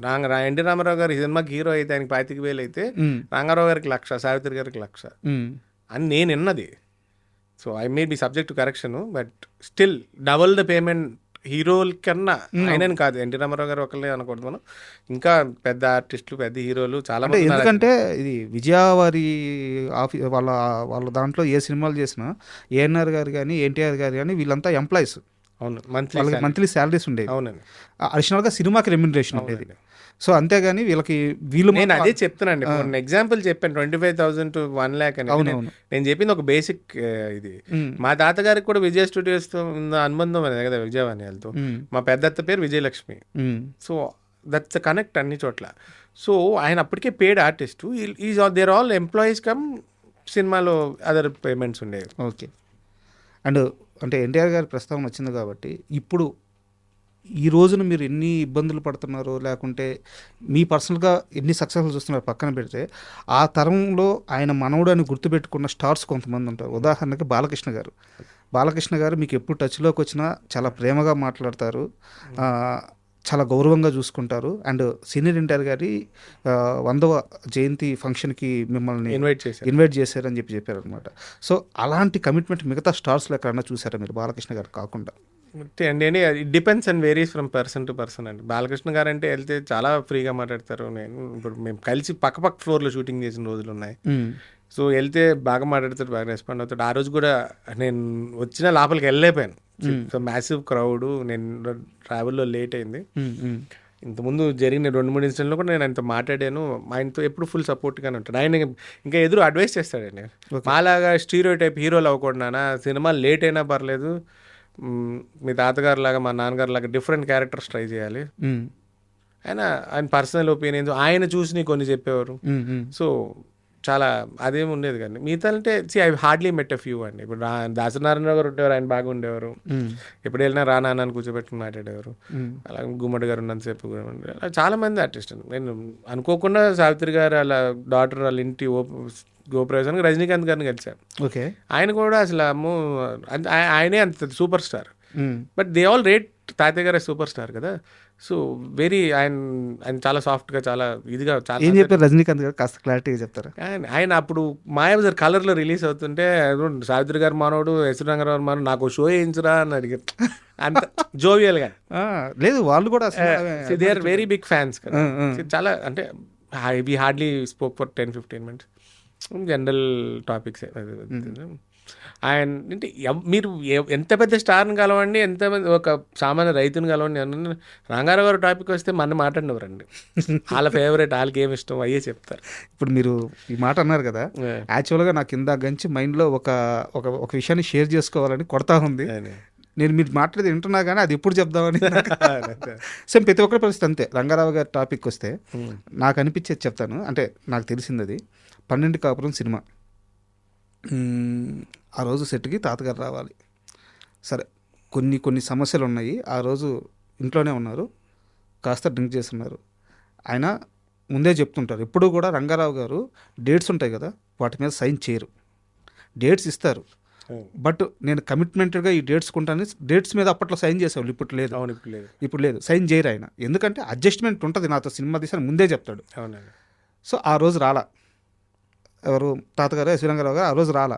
12 కాపురం సినిమా సెట్స్లో కృష్ణ గారు ఉన్నారు, గుమ్మడి గారు ఉన్నారు, మన ఇంకో యాక్టర్ ఎవరో ఉన్నారు, ప్రభాకర్ రెడ్డి గారు, నలుగురు బ్రదర్స్.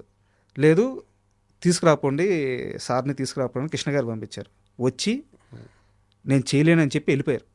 ఎస్వి రంగారావు గారు కృష్ణ గారికే చెప్పి వెళ్ళిపోయారు.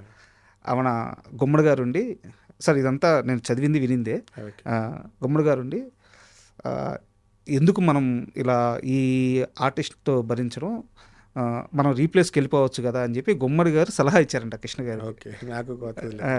కృష్ణ గారు ఉండి ఆ క్యారెక్టర్ని చేస్తే ఆయన మాత్రమే చేయగలడు, ఇంక ఎవ్వరూ చేయలేరు, రేపు చేద్దామని చెప్పి ఆగారంట. తర్వాత రోజు ఎస్విఆర్ గారికి ఈ విషయం తెలిసిందంట. తెలిస్తే కృష్ణ గారిని, ఆయన పర్సనల్ మేకప్ మ్యాన్ని, వీళ్ళందరినీ పిలిపించి ఆ మేకప్ మ్యాన్కే ఫోన్ చేస్తారంట, కృష్ణని తీసుకొని రమ్మని చెప్పేసి. ఆ మేకప్ మ్యాన్ ఇదంతా చెప్పింది. ఇది ఎవరో రాసిందో, ఎవరో వీడియో చేసిందో కాదు, ఆ మేకప్ మ్యాన్ చెప్పిన పదాలు ఇప్పుడు నేను మీకు చెప్తున్నాను.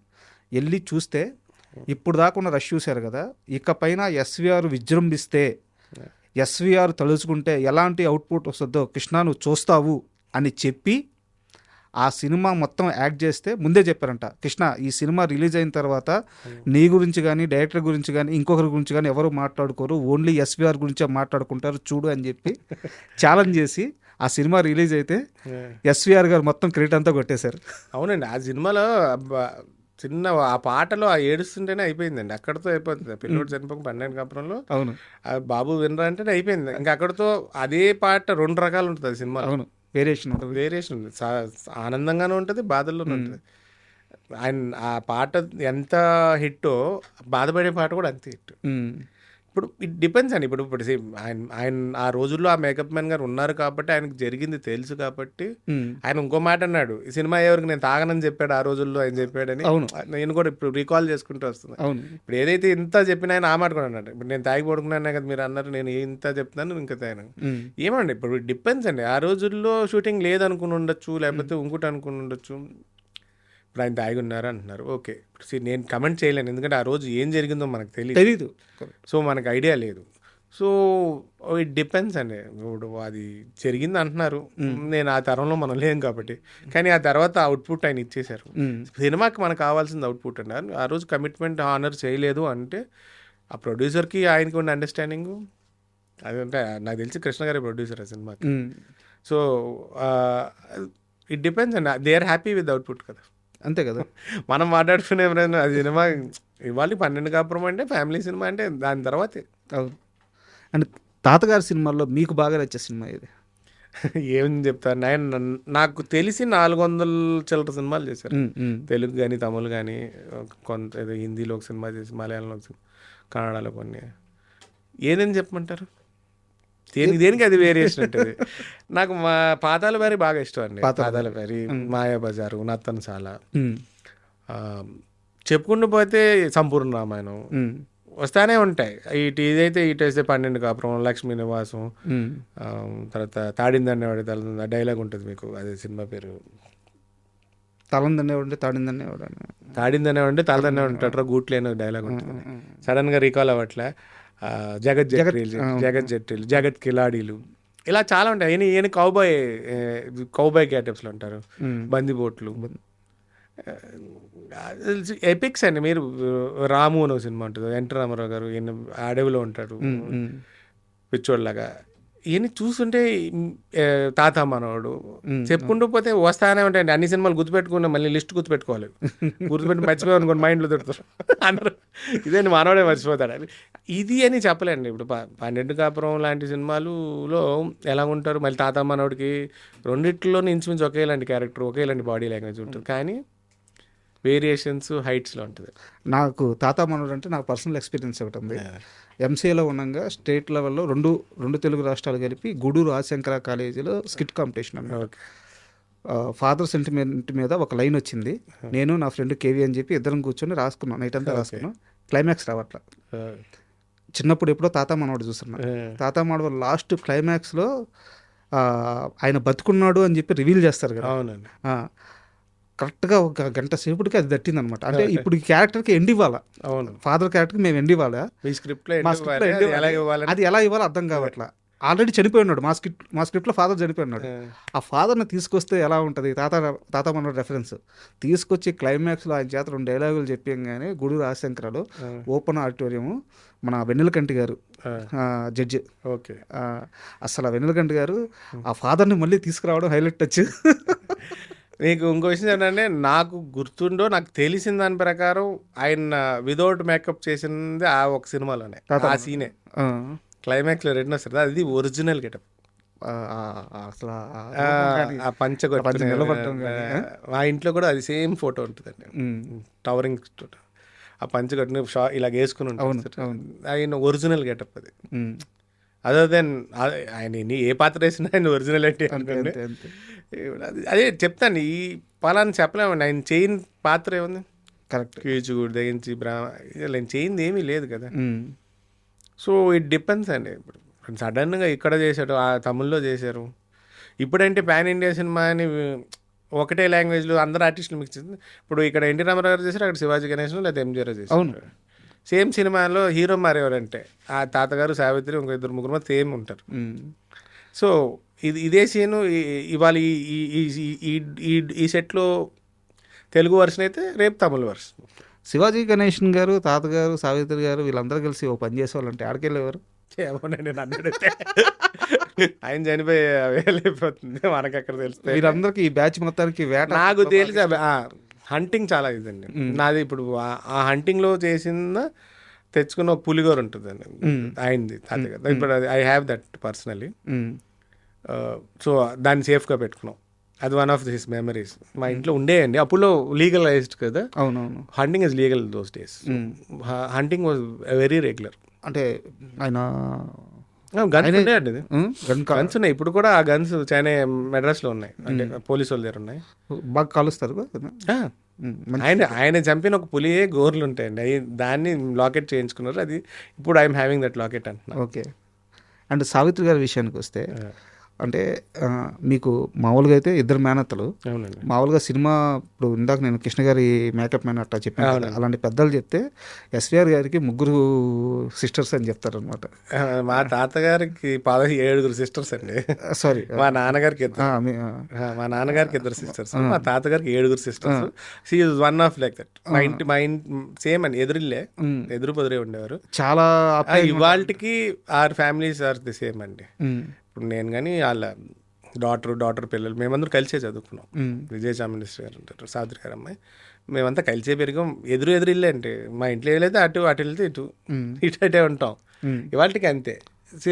ఇప్పుడు నేను అదే చెప్తాను, వాళ్ళ రిలేషన్ అయినా షూటింగ్ లేకపోతే పైన ఉండేవారు. మా నాన్నమ్మ కింద నుంచి వండి పంపేది అందరికీ. శివాజీ గణేషన్ కానీ సావిత్రి గారు కానీ అలా వన్ సచ్ ఇన్సిడెంట్స్. ఒకసారి మా ఇంట్లో మా చిన్నప్పుడు ఎర్లీ 2000s పైన రెంట్కి ఇచ్చాం, పై పోర్షన్. శివాజీ గణేషన్ గారు దానికి ఓపెనింగ్కి వచ్చారు. ఓకే, మా రంగారావు గదిలో మీరు జిమ్ పెట్టడం ఏంట్రా బాబు అంటే that is the recollection. Prabhu గారు వచ్చారు, నా నాన్నగారు మీ తాతగారు ఇక్కడే కూర్చున్నారు. So that are small things, they remember that. So వాళ్ళ టైం పాస్ గెట్ టుగెదరే. మనలాగా ఇప్పుడు ఫోన్లు వీళ్ళు వచ్చిన టీవీ కూడా ఏమీ ఉండేది కదా. సో సినిమాలు చేయడం, లేకపోతే కలిసి కూర్చోవడం. ఒకరోజు మా ఇంట్లో ఒకరోజు అయితే వాళ్ళ ఇంట్లో ఒకరోజు, అలాగే. ఆ ఇంట్లోనేనా 40 గదులు ఇల్లు అంటే అది నిజమేనా? అదేనా? ఓవరాల్గా చూస్తుంటే అలాగే అనిపించేది అండి, 40 గదుల్లాగా అనిపిస్తుంది. ఇవాళకి నేను లెక్కట్లేదు, సుమారుగా అంతే. 40 గదులు అంటే అండి ఒక ఎకరంలో ఇల్లు అండి. ఇంటి వెనకాల మళ్ళీ వరుసగా సర్వెంట్ క్వార్టర్స్ అండి. తర్వాత ఆయనకి పక్షులు పెంచేవారు, కుక్కలు, కోళ్ళు, యూ నేమ్ వాట్ అన్నీ ఉండేవి. అన్నిటికీ ఒక్కొక్క గది ఉండేది. పెట్స్కి కూడా ఒక పెద్ద సెటప్ మొత్తం అన్నీ ఉండేవి. నాకు తెలిసి ఇప్పుడు ఇవాళ నేను చెప్తేనే, నేను ఉండేది 2400 square feet అపార్ట్మెంట్. నాకు చిన్నగా అనిపిస్తుంది. అంటే నా హాల్, ఇప్పుడు ఉండే హాల్ నాకు అప్పుడు బెడ్రూమ్ అండి. నేను పెరిగినంతకాలంలో అది నాకు బెడ్రూమ్, ఇప్పుడు వాళ్ళు నాకు అది హాల్. నాకు మీరు చెప్తుంటే నాన్నకు ఎంత సినిమా గుర్తొస్తుంది.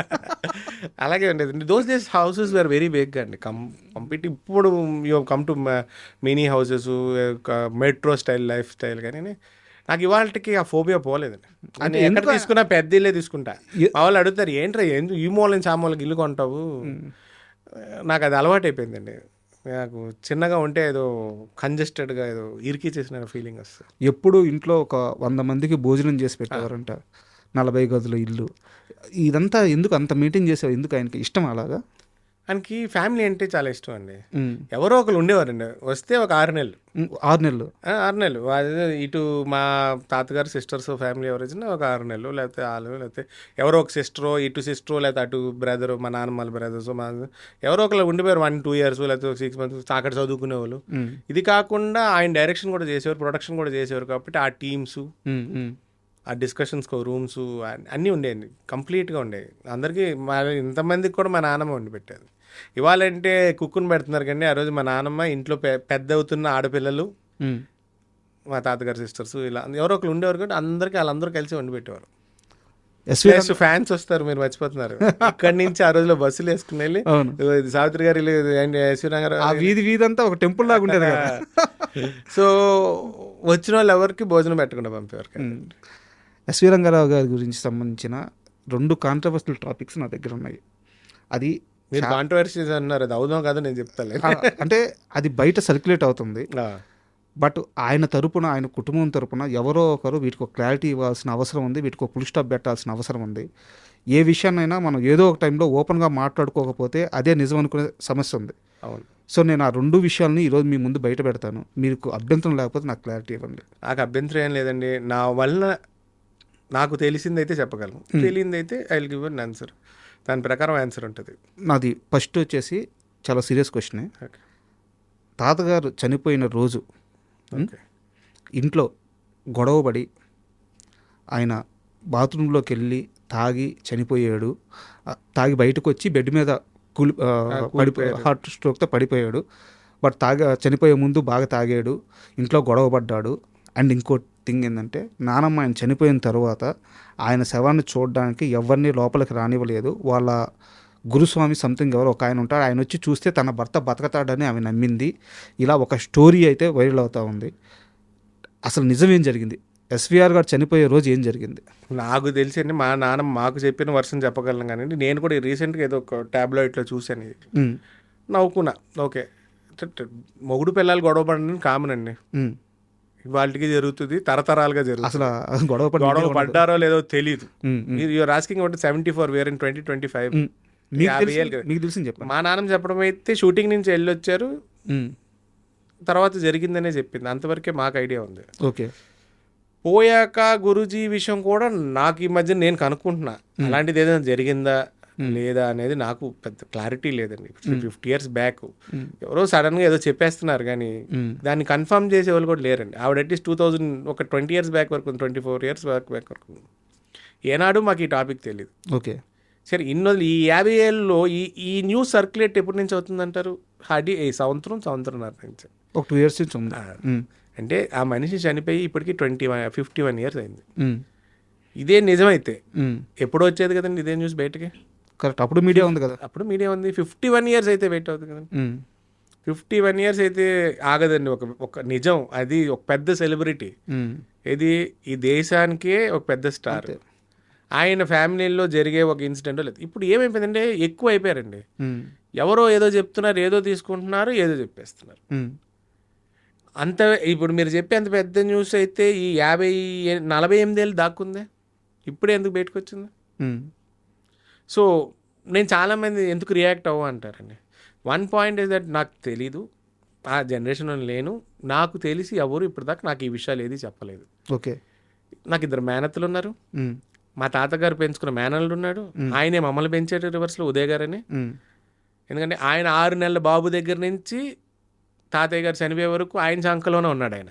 ఓకే, అంటే తాతగారు చనిపోయేప్పటికి ఒక 13 ఏళ్ళు ఉంటాయి ఆయనకి.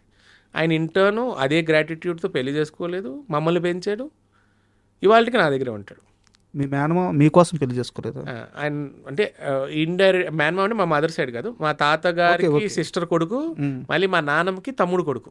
ఓకే, సో మీకోసం అలా ఉండిపోయాడు ఆయన. వావ్.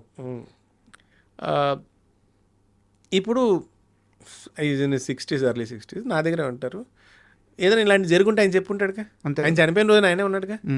ఎంతంటే ఆయన అమెరికా వెళ్తే అందరూ అమెరికా వెళ్ళి వచ్చారు నువ్వు చిన్నప్పుడే అని. అలా కాదండి, తాతయ్య గారు షూటింగ్ అయిపోగానే ఈయన ఎక్కడున్నాడో ఎత్తుకుని పైన రూమ్లోకి తీసుకెళ్లారు. ఆ రూమ్లో ముగ్గురికి ఎంట్రీ, తాతగారు, తాతగారు కాకుండా నానమ్మ గారికి, మావయ్యకి, ఆయన పెంచుకుని జర్మన్ షెపర్డ్కి.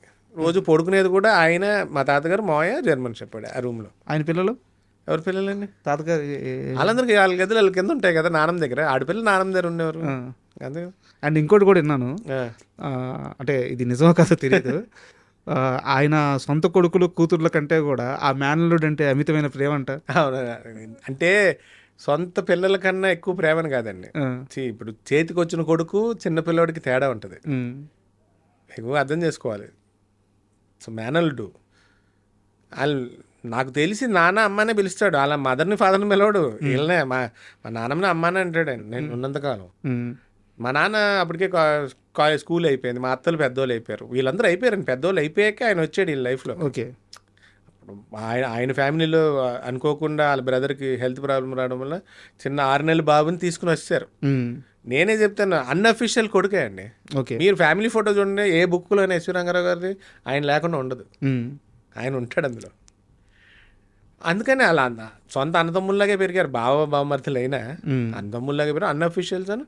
ఒకనొక టైంలో దత్తత తీసుకుందాం అనుకున్నారని కూడా విన్నా. ఓకే, తీసుకుని ఉంటే ఆయన మాకు బాబాయ్ ఉంటాడు, ఇప్పుడు మావయ్యగా ఉన్నాడు కానీ అప్పుడు బాబాయ్ ఉంటాడు, అంతే తేడా. సో ప్రేమ షిఫ్ట్ అవుతుందండి. అంటే పిల్లలు పెద్ద అయిపోయాక ఇంట్లో పిల్లలు పెద్దోళ్ళు అయిపోయారు, ఇంకో చిన్న పిల్లడు ఉన్నాడు, సో ఎక్కువ ప్రేమ ఎవరి మీదకి వెళ్తుంది? చిన్న బాబు మీదకి వెళ్ళొద్ది, కామన్ అది. ఆల్మోస్ట్ కొడుకు కిందే అంటున్నాను కదా. సో ఒక విషయానికి అయితే మీరు క్లారిటీ ఇచ్చారు.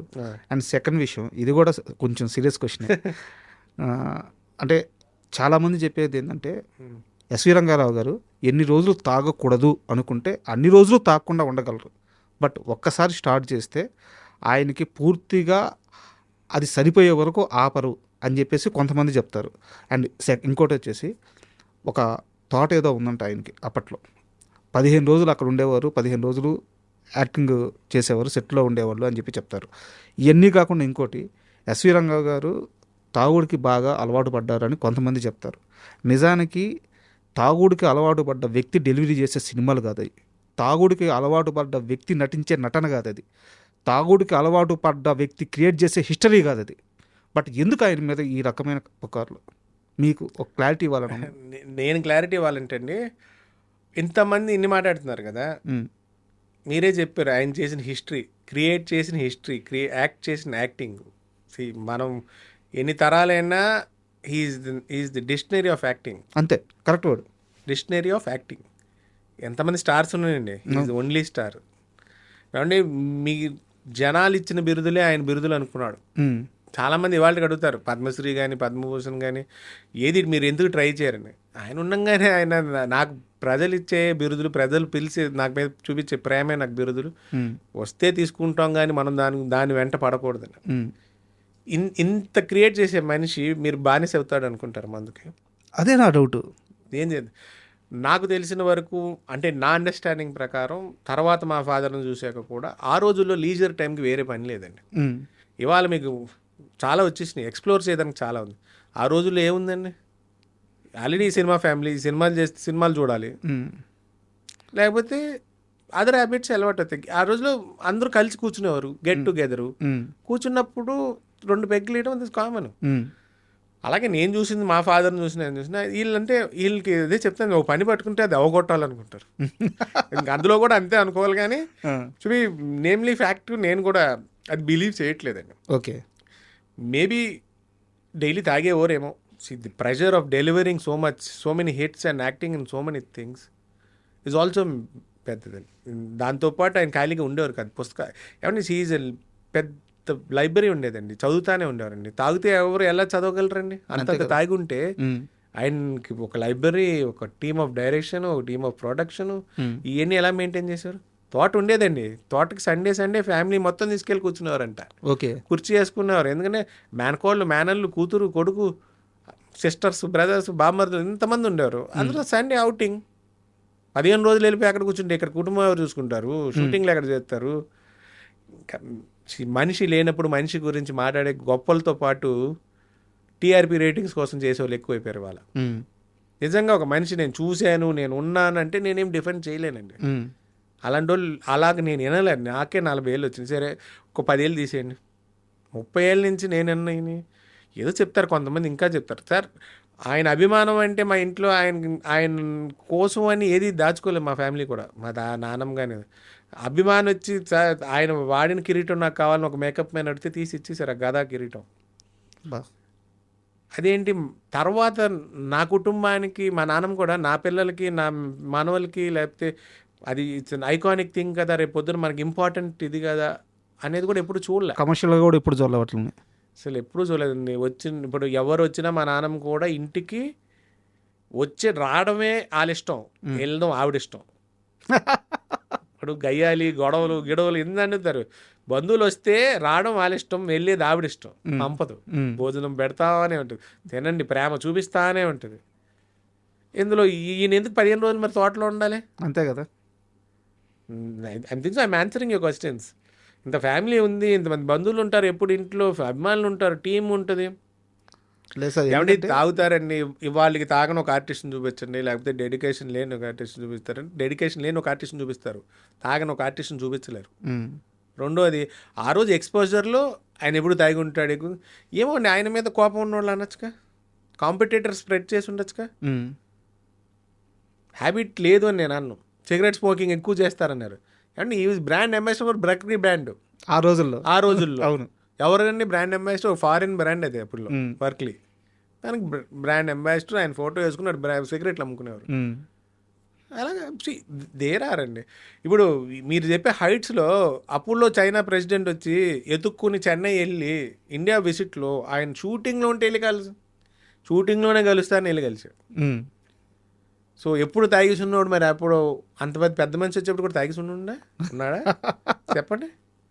ప్రెసిడెంట్లు కలిసారు, ప్రైమ్ మినిస్టర్ ఇందిరాగాంధీకి వెళ్ళి డొనేషన్లు ఇచ్చారు, ఏదో యుద్ధం అంటే అప్పుల్లో చాలా రిప్రజెంటేషన్ ఇచ్చారు, చాలా మంచి పనులు చేశారు. ఎప్పుడు ఏదో ఒకటి చేస్తూనే ఉన్న మనిషి తాగుడికి బానిస అని ఎలాగంటారు?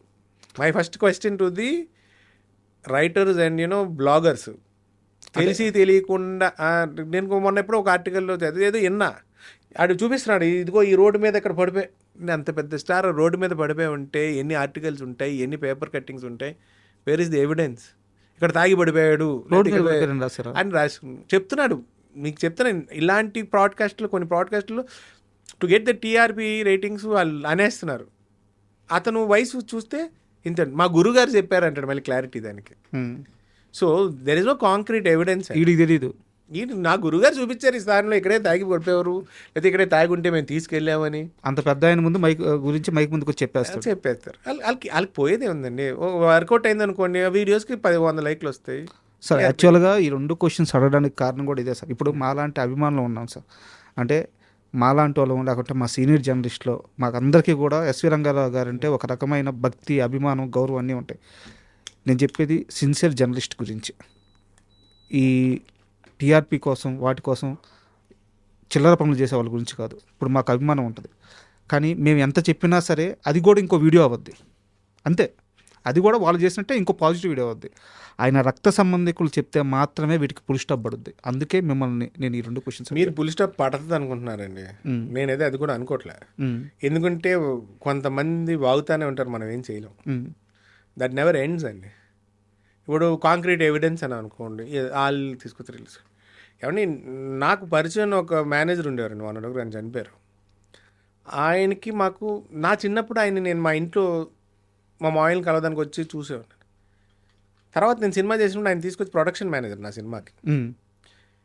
ఆ క్లోజ్నెస్లో ఆయన ఒక విషయం చెప్పాడు. మార్కస్ బాట్లీ అని పెద్ద కెమెరామ్యాన్ ఉండేవారు, మాయాబజార్ కెమెరామ్యాన్. ఆ కెమెరామ్యాన్ 7వ అసిస్టెంట్ వీళ్ళ నాన్నగారు. ఎంతమంది? 7వ అసిస్టెంటు, అప్రెంటిస్ వీళ్ళ నాన్నగారు. ఓకే. అక్కడి నుంచి పరిచయాలు. కానీ ఆ తర్వాత ఆయన ప్రయత్నాల్లో చూస్తూ మా ఫ్యామిలీగా పరిచయం అండి. ఆ 7వ అసిస్టెంట్ ఫ్యామిలీ ఏనాడు నమ్మని రూమర్స్ని నేనేం కరెక్ట్ చేస్తానండి. నేను మామూలుగా చెప్తున్నా. చెప్పేవాడికి అంతు లేదు అన్నదానికి కాంక్రీట్గా నేను ప్రతి జర్నలిస్ట్ అనట్లే నేను చాలామంది చాలా గొప్పగా రాస్తారు, చాలా ఇది రాస్తారు. కొంతమంది అవుట్ ఆఫ్ ఫ్రస్ట్రేషను, కోపము, ఎక్కడో చిన్నప్పుడు ఉన్న దాంట్లో ఏదో జరుగుతుంది, వాళ్ళ మెమరీలో మిగిలిపోయిన దాన్నే పాయింట్ ఆఫ్ వ్యూలో మాట్లాడితే దాన్ని 100 రకాలు వక్రిచ్చే వాళ్ళు ఎక్కువ మంది అయిపోయారు. Correct. I believe in publicity అంటానండి జనరల్గా. It is good or bad, is publicity is publicity. కానీ ఎప్పుడు bad publicity you will get your more views and more hype. But అసలు that is unfortunately that is happening. Yes. Positive thinkers నాలాంటి వాడైతే I look at only good publicity. నేను ఇదే చెప్తాను. నేను first cinema చేసినప్పుడు నాకు మంచి పేరు వచ్చింది. నేను సొంతంగా సినిమా చేసినప్పుడు నాకుండే ప్రాబ్లమ్స్ నాకుండి ఈ మెచ్యూరిటీ లెవెల్స్ ఆ రోజు లేవు. నాకు బ్లాగ్ రాస్తే మా ఫ్యామిలీ ఎంత ఫీల్ అయ్యింది, ఎందుకు వచ్చాడు, ఏం చేశాడు. ప్రొడక్షన్ చేస్తూ, యాక్టింగ్ చేస్తూ, సపోర్ట్ లేక కింద మీద పడుతూ చేశా. చాలా హార్డ్షిప్స్ ఫేస్ చేశాను.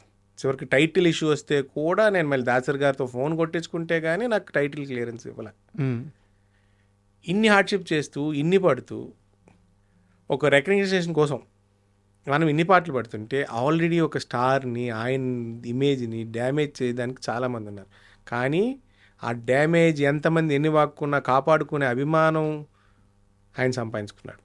సో ఎంతోమంది హృదయాల్లో ఇష్ట నటుడు, ఇష్టదేమం. వాళ్ళకి తమిళనాడుకి వెళ్ళారనుకో, అంటే నాకు తెలిసిన వరకు అక్కడ 24 క్రాఫ్ట్స్ వాళ్ళు పూజలు చేసినప్పుడు ఈయన ఫోటోకి కూడా పూజ చేస్తారు. So that is the legacy created and his standards. కొంతమంది రాసుకుంటారండి, వాళ్ళు టీఆర్పీకి వదిలేండి. అలాగే గొప్ప గొప్ప రైటర్స్ రాశారు ఆయన గురించి, చాలా గొప్ప ఆర్టికల్స్ ఉన్నాయి. ఏమన్నా ఇప్పుడు మీరు ఇన్ని మాట్లాడతారండి. మా అసోసియేషన్లో నా మెంబర్షిప్ రిజెక్ట్ అయింది. అది అయిపోయి కూడా 20 years బ్యాక్ అయిపోయిందండి. దేనికి? నా ఫేస్కి ఎక్స్పోజర్ లేదు దాని ఇచ్చిన ఆన్సర్. నేను ఇంకా నంబర్ ఆఫ్ ఫిలిమ్స్ చేశాక ఇస్తారంట.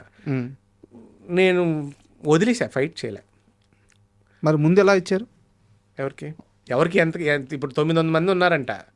మరి ఎంతమందికి తెలుసో నాకు తెలియదు. నాకు రిటర్న్ లెటర్ ఇచ్చారు, నా డీడీలు కూడా రిటర్న్ ఇచ్చారు. నేను అప్పటికి ఒక సినిమా షూటింగ్ అయిపోయిందని ఒక సినిమా చేస్తాను. 2 ఎవిడెన్స్లు ఇచ్చా. పబ్లిక్కి నేను ఎవరో తెలియదంట.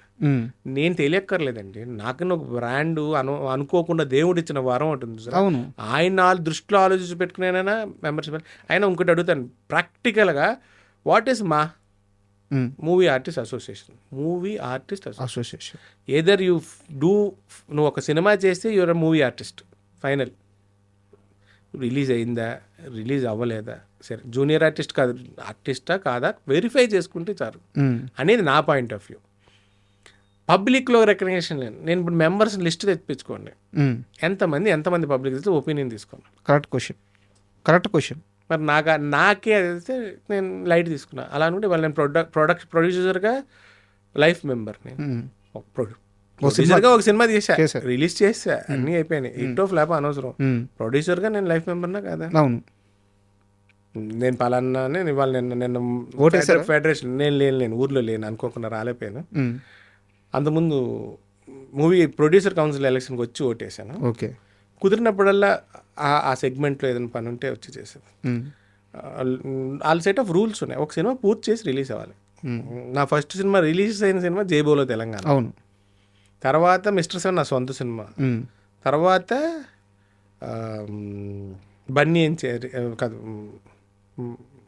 ఒక సైమల్టేనియస్గానే జరిగింది. బన్నీ అని చెరి ఒకటిను, సింగర్ శ్రీరామ్ ఒక సినిమా చేశాడు, చెప్తాను, ప్రేమ గిమా జాంతా అనే. 4 సినిమాలు రిలీజ్ అయినాయి. వేసవ సెల్లో అనే ఒక సినిమా రిలీజ్ అవ్వాల, స్టార్టే ఆగిపోయినాయి 4 సినిమాలు. వాళ్ళకి ఫోటోగ్రాఫ్స్ కావాలి, ఎవిడెన్స్ కావాలి. ఇంతకన్నా ఇందులో బాధాకరమైన విషయం ఒకటి చెప్తానండి. ఆ ప్యానెల్లో ఉన్న వాళ్ళందరూ ఆ సినిమాల్లో పనిచేశారు నాతో. ఓకే. అయినా ప్రూఫ్స్ కావాలి. నేను నాగారావు గారు మనోడు అనేది మురళీమోహన్ గారు ప్రెసిడెంట్ ఆ రోజున, ఆయనకి తెలుసు. ఎందుకంటే అప్పుడే ఒక 2 ఇన్సిడెంట్లు 2 దీంట్లో నేను కలిసాను ఆయన. ఒకటి ఏంటంటే నంది అవార్డ్స్లో తాతయ్య గారి పేరు మీద ఇచ్చేవాళ్ళు, ఆ నాగారావు గారి పేరు మీద ఇచ్చే అవార్డులో ఒక గోల్డ్ మెడల్ స్పాన్సర్ గుమ్మడి గారు. Okay. Best character artist award ఈయన పేరు మీద ఉంటుంది. ఆ అవార్డు గ్రహీతకి గోల్డ్ మెడల్ అయింది. ఓకే. దాన్ని ఏదో మారుస్తాను ఏదో ఆర్టికల్ చదివితే నేను రిప్రజెంటేషన్, నేను మా బ్రదర్ అందరూ వెళ్ళి. సో పరిచయం లేదనడానికి లేదు. సరే నన్ను వదిలేండి, ఆయన కోసమైనా మెంబర్షిప్ కదండి. హానరీ మెంబర్షిప్ ఎంతమంది ఉన్నారు? గౌరవార్థంగా కూడా ఇవ్వచ్చు కదా, ఆ ఫ్యామిలీకి కొట్టవచ్చు కదా. డైమండ్ జూబ్లీ ఫంక్షన్ చేశారు, అందరు స్టార్స్ అందరు. కట్అవుట్ మా తాత కట్అవుట్ పెద్దది ఉంటుంది, మాకు ఒక ఇన్విటేషన్ లేదు. చెప్తున్నా మా అడిగితే మీరు ఎక్కడ ఉంటారో తెలియదు. ఇప్పుడు మీరు నన్ను పట్టుకోలేదా? అంతే కదా. ఏంటి మా తాత దగ్గర విగ్రహం పెట్టాను, నేను వచ్చి అసోసియేషన్లో కార్డులు ఇవ్వలేదా? అంతకుముందు నేను సినిమాలు చేయట్లేదా? కలవలేదు డైరెక్టర్స్ని. They did not find a way to trace it అని. అంతే. ఇప్పుడు దానికి మనం సమానం చెప్పలేమండి. ఇప్పుడు తాతయ్య గారి పేరు మీద 100 yearsకి ఒక స్టాంప్ రిలీజ్ అయింది, పోస్టల్ స్టాంప్. అవును. అదే ఇయర్లో 2003 అనుకుంటా సావిత్రి గారికి కూడా రిలీజ్ అయింది. ఎదురు బొదురు ఇల్లే. వాళ్ళకి ఇన్విటేషన్ వెళ్ళింది, మాకు రాలేదు. మనం ఎవరిని బ్లేమ్ చేస్తాం? మీరు ఫస్ట్లో అనుకున్నారు సార్ బ్రిడ్జ్ మిస్ అవుతుంది. మా ఫాదర్ ఎర్లీగా చనిపోవడం వల్ల పబ్లిక్ ఉండే బ్రిడ్జ్కి మిస్కనెక్ట్ అయింది, ఇండస్ట్రీతో ఉండే బ్రిడ్జ్ డిస్కనెక్ట్ అయిపోయింది. ఎంత డిస్కనెక్ట్ అయినా సరే మీరు అన్నట్టు కొన్ని ఈవెంట్స్కి అయితే ఆయన ప్రజెన్స్ కానీ ఆయన కుటుంబీకుల ప్రజెన్స్ కానీ ఖచ్చితంగా తెలుగు సినిమా ఇండస్ట్రీలో ఉండాలి. ఇప్పుడు మీరు చెప్పిన వజ్రోత్సవం తెలుగు సినిమా వజ్రోత్సవంలో ఎస్వి రంగారావు గారి బ్లడ్ రిప్రజెంట్ లేకపోతే అది ఏం వజ్రోత్సవం? అది వాళ్ళకి తెలియాలండి. వాళ్ళు పేరు చేసుకుని కొట్టుకున్నారు తప్ప ఏమైంది? కాంట్రవర్షియల్ అవ్వడం తప్ప ఏమైందండి అది? సో నేను మామూలుగా చెప్తున్నా. సరే ఇప్పుడు చాలామంది ఆర్టిస్ట్ని మూవీ ఆర్టిస్ట్ అసోసియేషన్స్ ఎందుకున్నాయి, లేకపోతే ఫిలిం ఇండస్ట్రీ అసోసియేషన్స్లో ఈవెంట్ జరిగేటప్పుడు ఒకప్పుడు సరే చిన్న ఆర్టిస్ట్ని మర్చిపోయారు, లేకపోతే పెద్ద పెద్ద వాళ్ళని గుర్తుపెట్టారు. మా తాతగారు లాగా కాంతారావు గారు ఉన్నారు, ప్రభాకర్ రెడ్డి గారు ఉన్నారు, రాజనాల్ గారు, ఇలా చాలామంది ఉన్నారు. వాళ్ళందరినీ మీరు ఎంతవరకు గుర్తుపెట్టుకుంటున్నారు, లేకపోతే మీరు ఏం గుర్తిస్తున్నారు అనేది మనం క్వశ్చన్ చేసామనుకోండి, వీడికి ఏం తెలిసి వీడు వచ్చి వాళ్ళు అంటాడు. ఏ ఫంక్షన్ నాకు తెలిసి సినిమా ఇండస్ట్రీలో డైరెక్ట్గా ఇన్విటేషన్ వచ్చిన ఫంక్షన్ మొన్న బాలకృష్ణ గారు వాళ్ళ ఫాదర్ గారికి ఎన్టీ రామారావు గారికి 100 years ఫంక్షన్. దానికి నేను ఆయన పర్సనల్గా ఇన్విటేషన్ అయి పంపించారు. అనుకోకుండా అటెండ్ అవ్వలేకపోయాను అనుకోండి. నాకు తెలిసి సినిమా ఇండస్ట్రీ నుంచి నాకు డైరెక్ట్గా వచ్చిన పిలుపు అది ఒకటే. ఇంకో స్టార్ కానీ ఇంకో మేకర్ కానీ ఇంకో ప్రొడ్యూసర్ కానీ ఎవరు పట్టించుకోలేదు. ఏ ఫంక్షన్కి పిలవలేదు అనుకోండి, వదిలేండి, దాని గురించి పెద్ద టాపిక్ కాదు నాకు.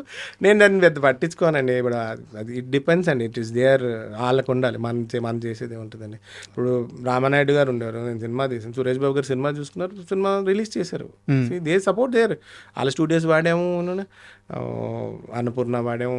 సో నేను తెలీదు అన్నదానికి నేను ఆల్రెడీ ఎన్ని స్టూడియోస్ తిరిగి ఆర్టిస్ట్గాను ట్రయల్ చేశాను, సినిమాలు చేశాను, సినిమాలు ఓపెనింగ్లు అయినాయి, పేపర్ యాడ్లు ఉన్నాయి, పేపర్ ఇంకా నేను ఎక్కడ ఉన్నానో తెలియదంటే నా లార్జ్ ఫ్యామిలీ ఎక్కడుందో తెలియపోవచ్చండి. Nucleus of the family, 1 representative from family నేను ఉన్నాను కదా, ఖచ్చితంగా పట్టుకోవచ్చు. మాకు దొరికారు అనుకుంటే మాకు దొరికారుగా. ప్లస్ ఇప్పుడు చాలా పెద్దది అయిపోయిందండి. సో ఇట్ ఆల్ డిపెండ్స్ అండి. అలాగే ఇప్పుడు ఒక బుక్ రైటర్ జర్నలిస్ట్ ఉన్నారు సంజయ్ కిషోర్ గారు అని, ఆయన మరి తాతయ్య గారి గురించి రీసెర్చ్ చేసి పుస్తకాలు రాసి ఎప్పటికప్పుడు రిలీజ్ చేస్తూనే ఉంటాడు. గ్రాండ్గానే చేస్తాడు. మేము 2018లో ఏలూరు ఎంట్రన్స్లో స్టాచ్యూ చేసి అక్కడ ఫంక్షన్, అదే రోజు ఆయన ఆ 18th రోజు చేయాలని ఆయన ఇక్కడ వెంకయ్యనాయుడుతో చేయించారు, ఆయన ఒక బుక్ రిలీజ్ చేశారు. సో మరి అలాంటి వాళ్ళు ఆల్రెడీ ఉన్నారు కదా. అదే మనిషి ఎన్టీ రామారావు గారికి బుక్ రాశారు, ఏఎన్ఆర్కి బుక్ రాశాడు, కనుక్కుంటే అన్నీ వస్తాను, సావిత్రి గారికి బుక్ రాశాడు. సో ఇట్ ఆల్ డిపెండ్స్, మనసులో ఉండాలి అది. అండ్ ఇలాంటి ఓ ఇండస్ట్రీలో మీరు మీ తాతగారి లెగసీని కాపాడడానికి ఎలాంటి కష్టాలు పడాల్సి వచ్చింది, ఎందుకు ఆపేశారు? నేను ఆపేసేది అనేది పాయింట్ లేదు. బ్రేక్ తీసుకున్నాను అనుకోండి, లేకపోతే ఇంకో కారణం అనుకోండి, అది బ్లడ్లో ఉందండి. సినిమా అంటే మీరు రేపు పొద్దున మీరు ఈ ఇంటర్వ్యూ చూసి ఎవరైనా 2 డైరెక్టర్లు పిలిచి ఛాన్స్ ఇచ్చారు, మిగతా పని ఎంత మానేసి ఆ పని ముందు చేస్తా, అది బ్లడ్లో ఉంది, అదొక పిచ్ అనుకోండి. ఆపేదానికి 1,00,000 కారణాలు ఉన్నాయండి. ఫ్యామిలీ ఇష్యూస్, ఇంట్లో జరిగే ఫ్యామిలీ ఇష్యూస్ ఓకే, నాకు యాక్చువల్గా ఏ మనిషికి రాకున్నన్ని ఇబ్బందులు గ్యాప్ వస్తూ మీకు వచ్చినాయి. సో నాకు తెలుసు, ఎందుకంటే పెంచిన నానమ్మ కానీ లేకుంటే అమ్మగారు కానీ నాన్నగారు కానీ అందరూ చాలా తక్కువ గ్యాప్లోనే అందరూ చనిపోయారు. చాలా చిన్న వయసులోనే అంత పెద్ద లెగసీ వచ్చి పైన పడిపోయింది. మీ మెచ్యూరిటీ మించి హ్యాండిల్ చేసిన ఇష్యూలు వచ్చినాయి. సో నాకు అదంతా తెలుసు. నాకు కావాల్సింది ఇండస్ట్రీలో ఎలాంటి అనుభవాలు ఎదురైనాయి. ఇండస్ట్రీలు అంటే చెప్తే అండి, అదే చెప్తున్నాం కదా ఇందాక నుంచి, కొంతమంది అసలు వాళ్ళ మనవడు అంటే నమ్మదానికి లేదు. నేను చెప్తే మీకు తెలియదు. నేను హైదరాబాద్ ఫస్ట్ ఛాన్స్కి వచ్చినప్పుడు ఎలా తిరగాలో తెలిసేది కాదు. బైక్ వేసుకుని వచ్చాను, బైక్లో వెళ్ళకూడదని ఎవరు, ఆటోలో వెళ్ళేవాడిని, ఎవరినో ఒకరిని తోడు తీసుకుని వెళ్ళాలంటారు. ఏంటంటే అర్థం కాదు. నేను తిరిగాను, చాలామంది పెద్ద పెద్ద కలిసాను. ఒకళ్ళు అంటారు గెటప్ వేసి చూద్దాం అంటారు, పిలుస్తామంటారు. ఇంకెందుకంటే మాకే బంధువులు ఉన్నారు, డైరెక్టర్లు 4-5 ఉన్నారు. ఎప్పటికీ ఎవరికి నేను ఆ యాంగిల్లో కనబడలేదేమో, లేకపోతే వాళ్ళు రిస్క్ తీసుకోలేదు అనుకున్నారు, మరి మనకి అది తెలియదు. నేనైతే ఆల్మోస్ట్ చాలా మందిని కలవడం. ఇది మీరు ఛాన్సులు హీరోగానే అడిగారా లేకుంటే? నాకు అసలు ఎప్పుడూ అది ఏం లేదు. నేను అలా అనుకుంటే జైబోలో తెలంగాణలో హీరోయిన్ బ్రదర్ కరెక్ట్. అవును, అది తర్వాత సినిమాలో ఆ క్యారెక్టర్ మారిపోయింది కానివ్వండి, ఆ ఎండింగ్ సీక్వెన్స్ మొత్తం ఒక పక్క తెలంగాణ వచ్చింది అనేది, రెండో పక్క ఆంధ్ర సపోర్ట్ చేస్తుందనే ఒక వర్షన్ రాశారు. నాకు చెప్పినప్పుడు అదే వర్షన్. ఇద్దరు ప్రేమించారు కానీ ప్రాంతాల వల్ల విడిపోకూడదు, ప్రేమ కలవాలి, అలాగే ప్రాంతం కోసం సీరియస్గా అదే ఫైట్ చేసే అది కూడా గెలవాలి, 2 గెలవాలని క్లైమాక్స్ నా మీద రాసాక ఆ క్లైమాక్సే మారిపోయింది రకరకాలు. అంటే నాకు చెప్పినప్పుడు ఆ వర్షన్. సో క్యారెక్టర్స్ చేయడానికి కూడా రెడీ అయ్యారు. అవునండి. తర్వాత నేను ఇప్పుడు అలా అనుకుంటే మీకు వేసవి సెల్లో నా సినిమా చెప్పాను, అదే రిలీజ్ అవ్వాలి, 10th క్లాసు నోట్బుక్ డైరెక్టర్ చందుది, అందులో విలన్ చేశా. తర్వాత సొంతంగా హీరోగా ఒక సినిమా చేశా. తర్వాత బనియన్ జెరీలో అది ఒక కామికల్ రోల్, కామెడీ సైడ్ కొంచెం ఇంపార్టెంట్ క్యారెక్టర్. తర్వాత మళ్ళీ ప్రేమ గిమ్మజాంతనే negative shade. I'm open to all అండి. అది మీరు చాలా ఇంటర్వ్యూలో పేర్లు చెప్పలేదు, చాలా సంవత్సరాలుగా పేర్లు దాస్తూ వస్తున్నారు.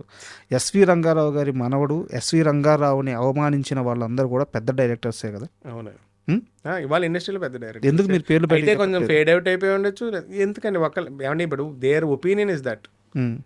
నేను ఇప్పుడు అన్నాను అనుకోండి, అసలు నన్ను ఎప్పుడు గెలిచారా, ఇప్పుడు మనం ప్రూవ్ చేస్తూ పోవాలంటే లైఫ్ అంతా ప్రూవ్ చేస్తూ పోవాలండి.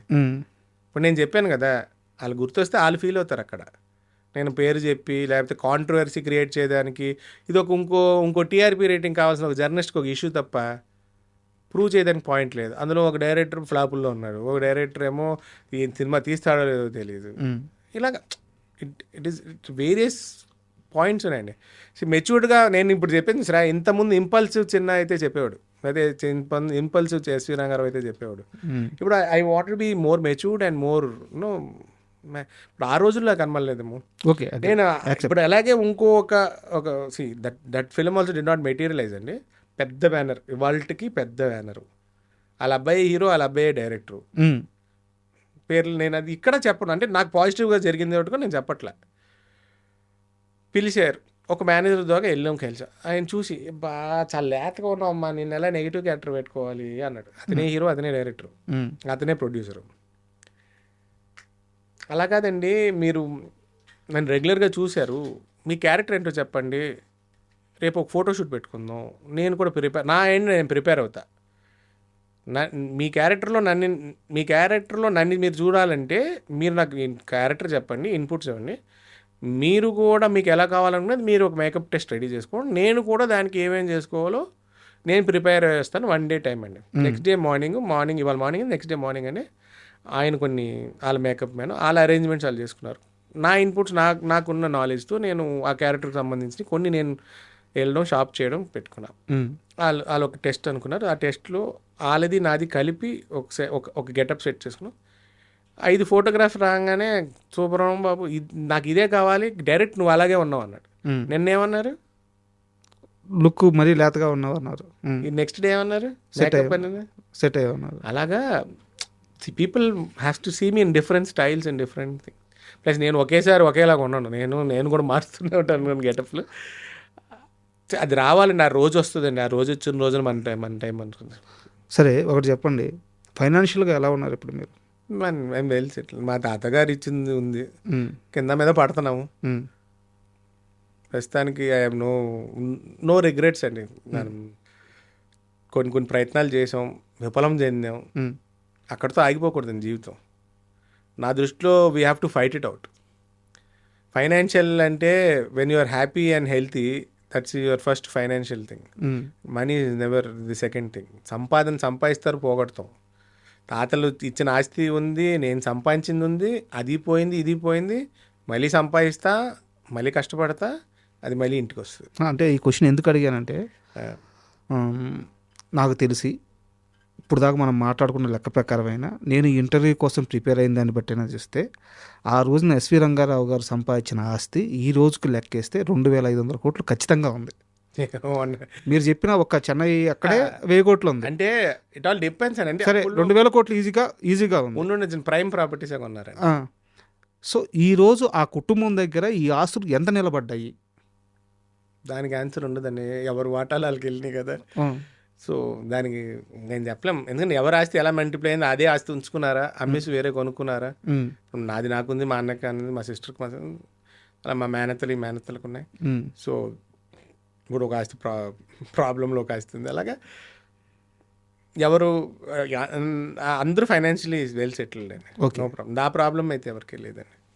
మీరు మాత్రం ప్రాబ్లంలో ఉన్నారు.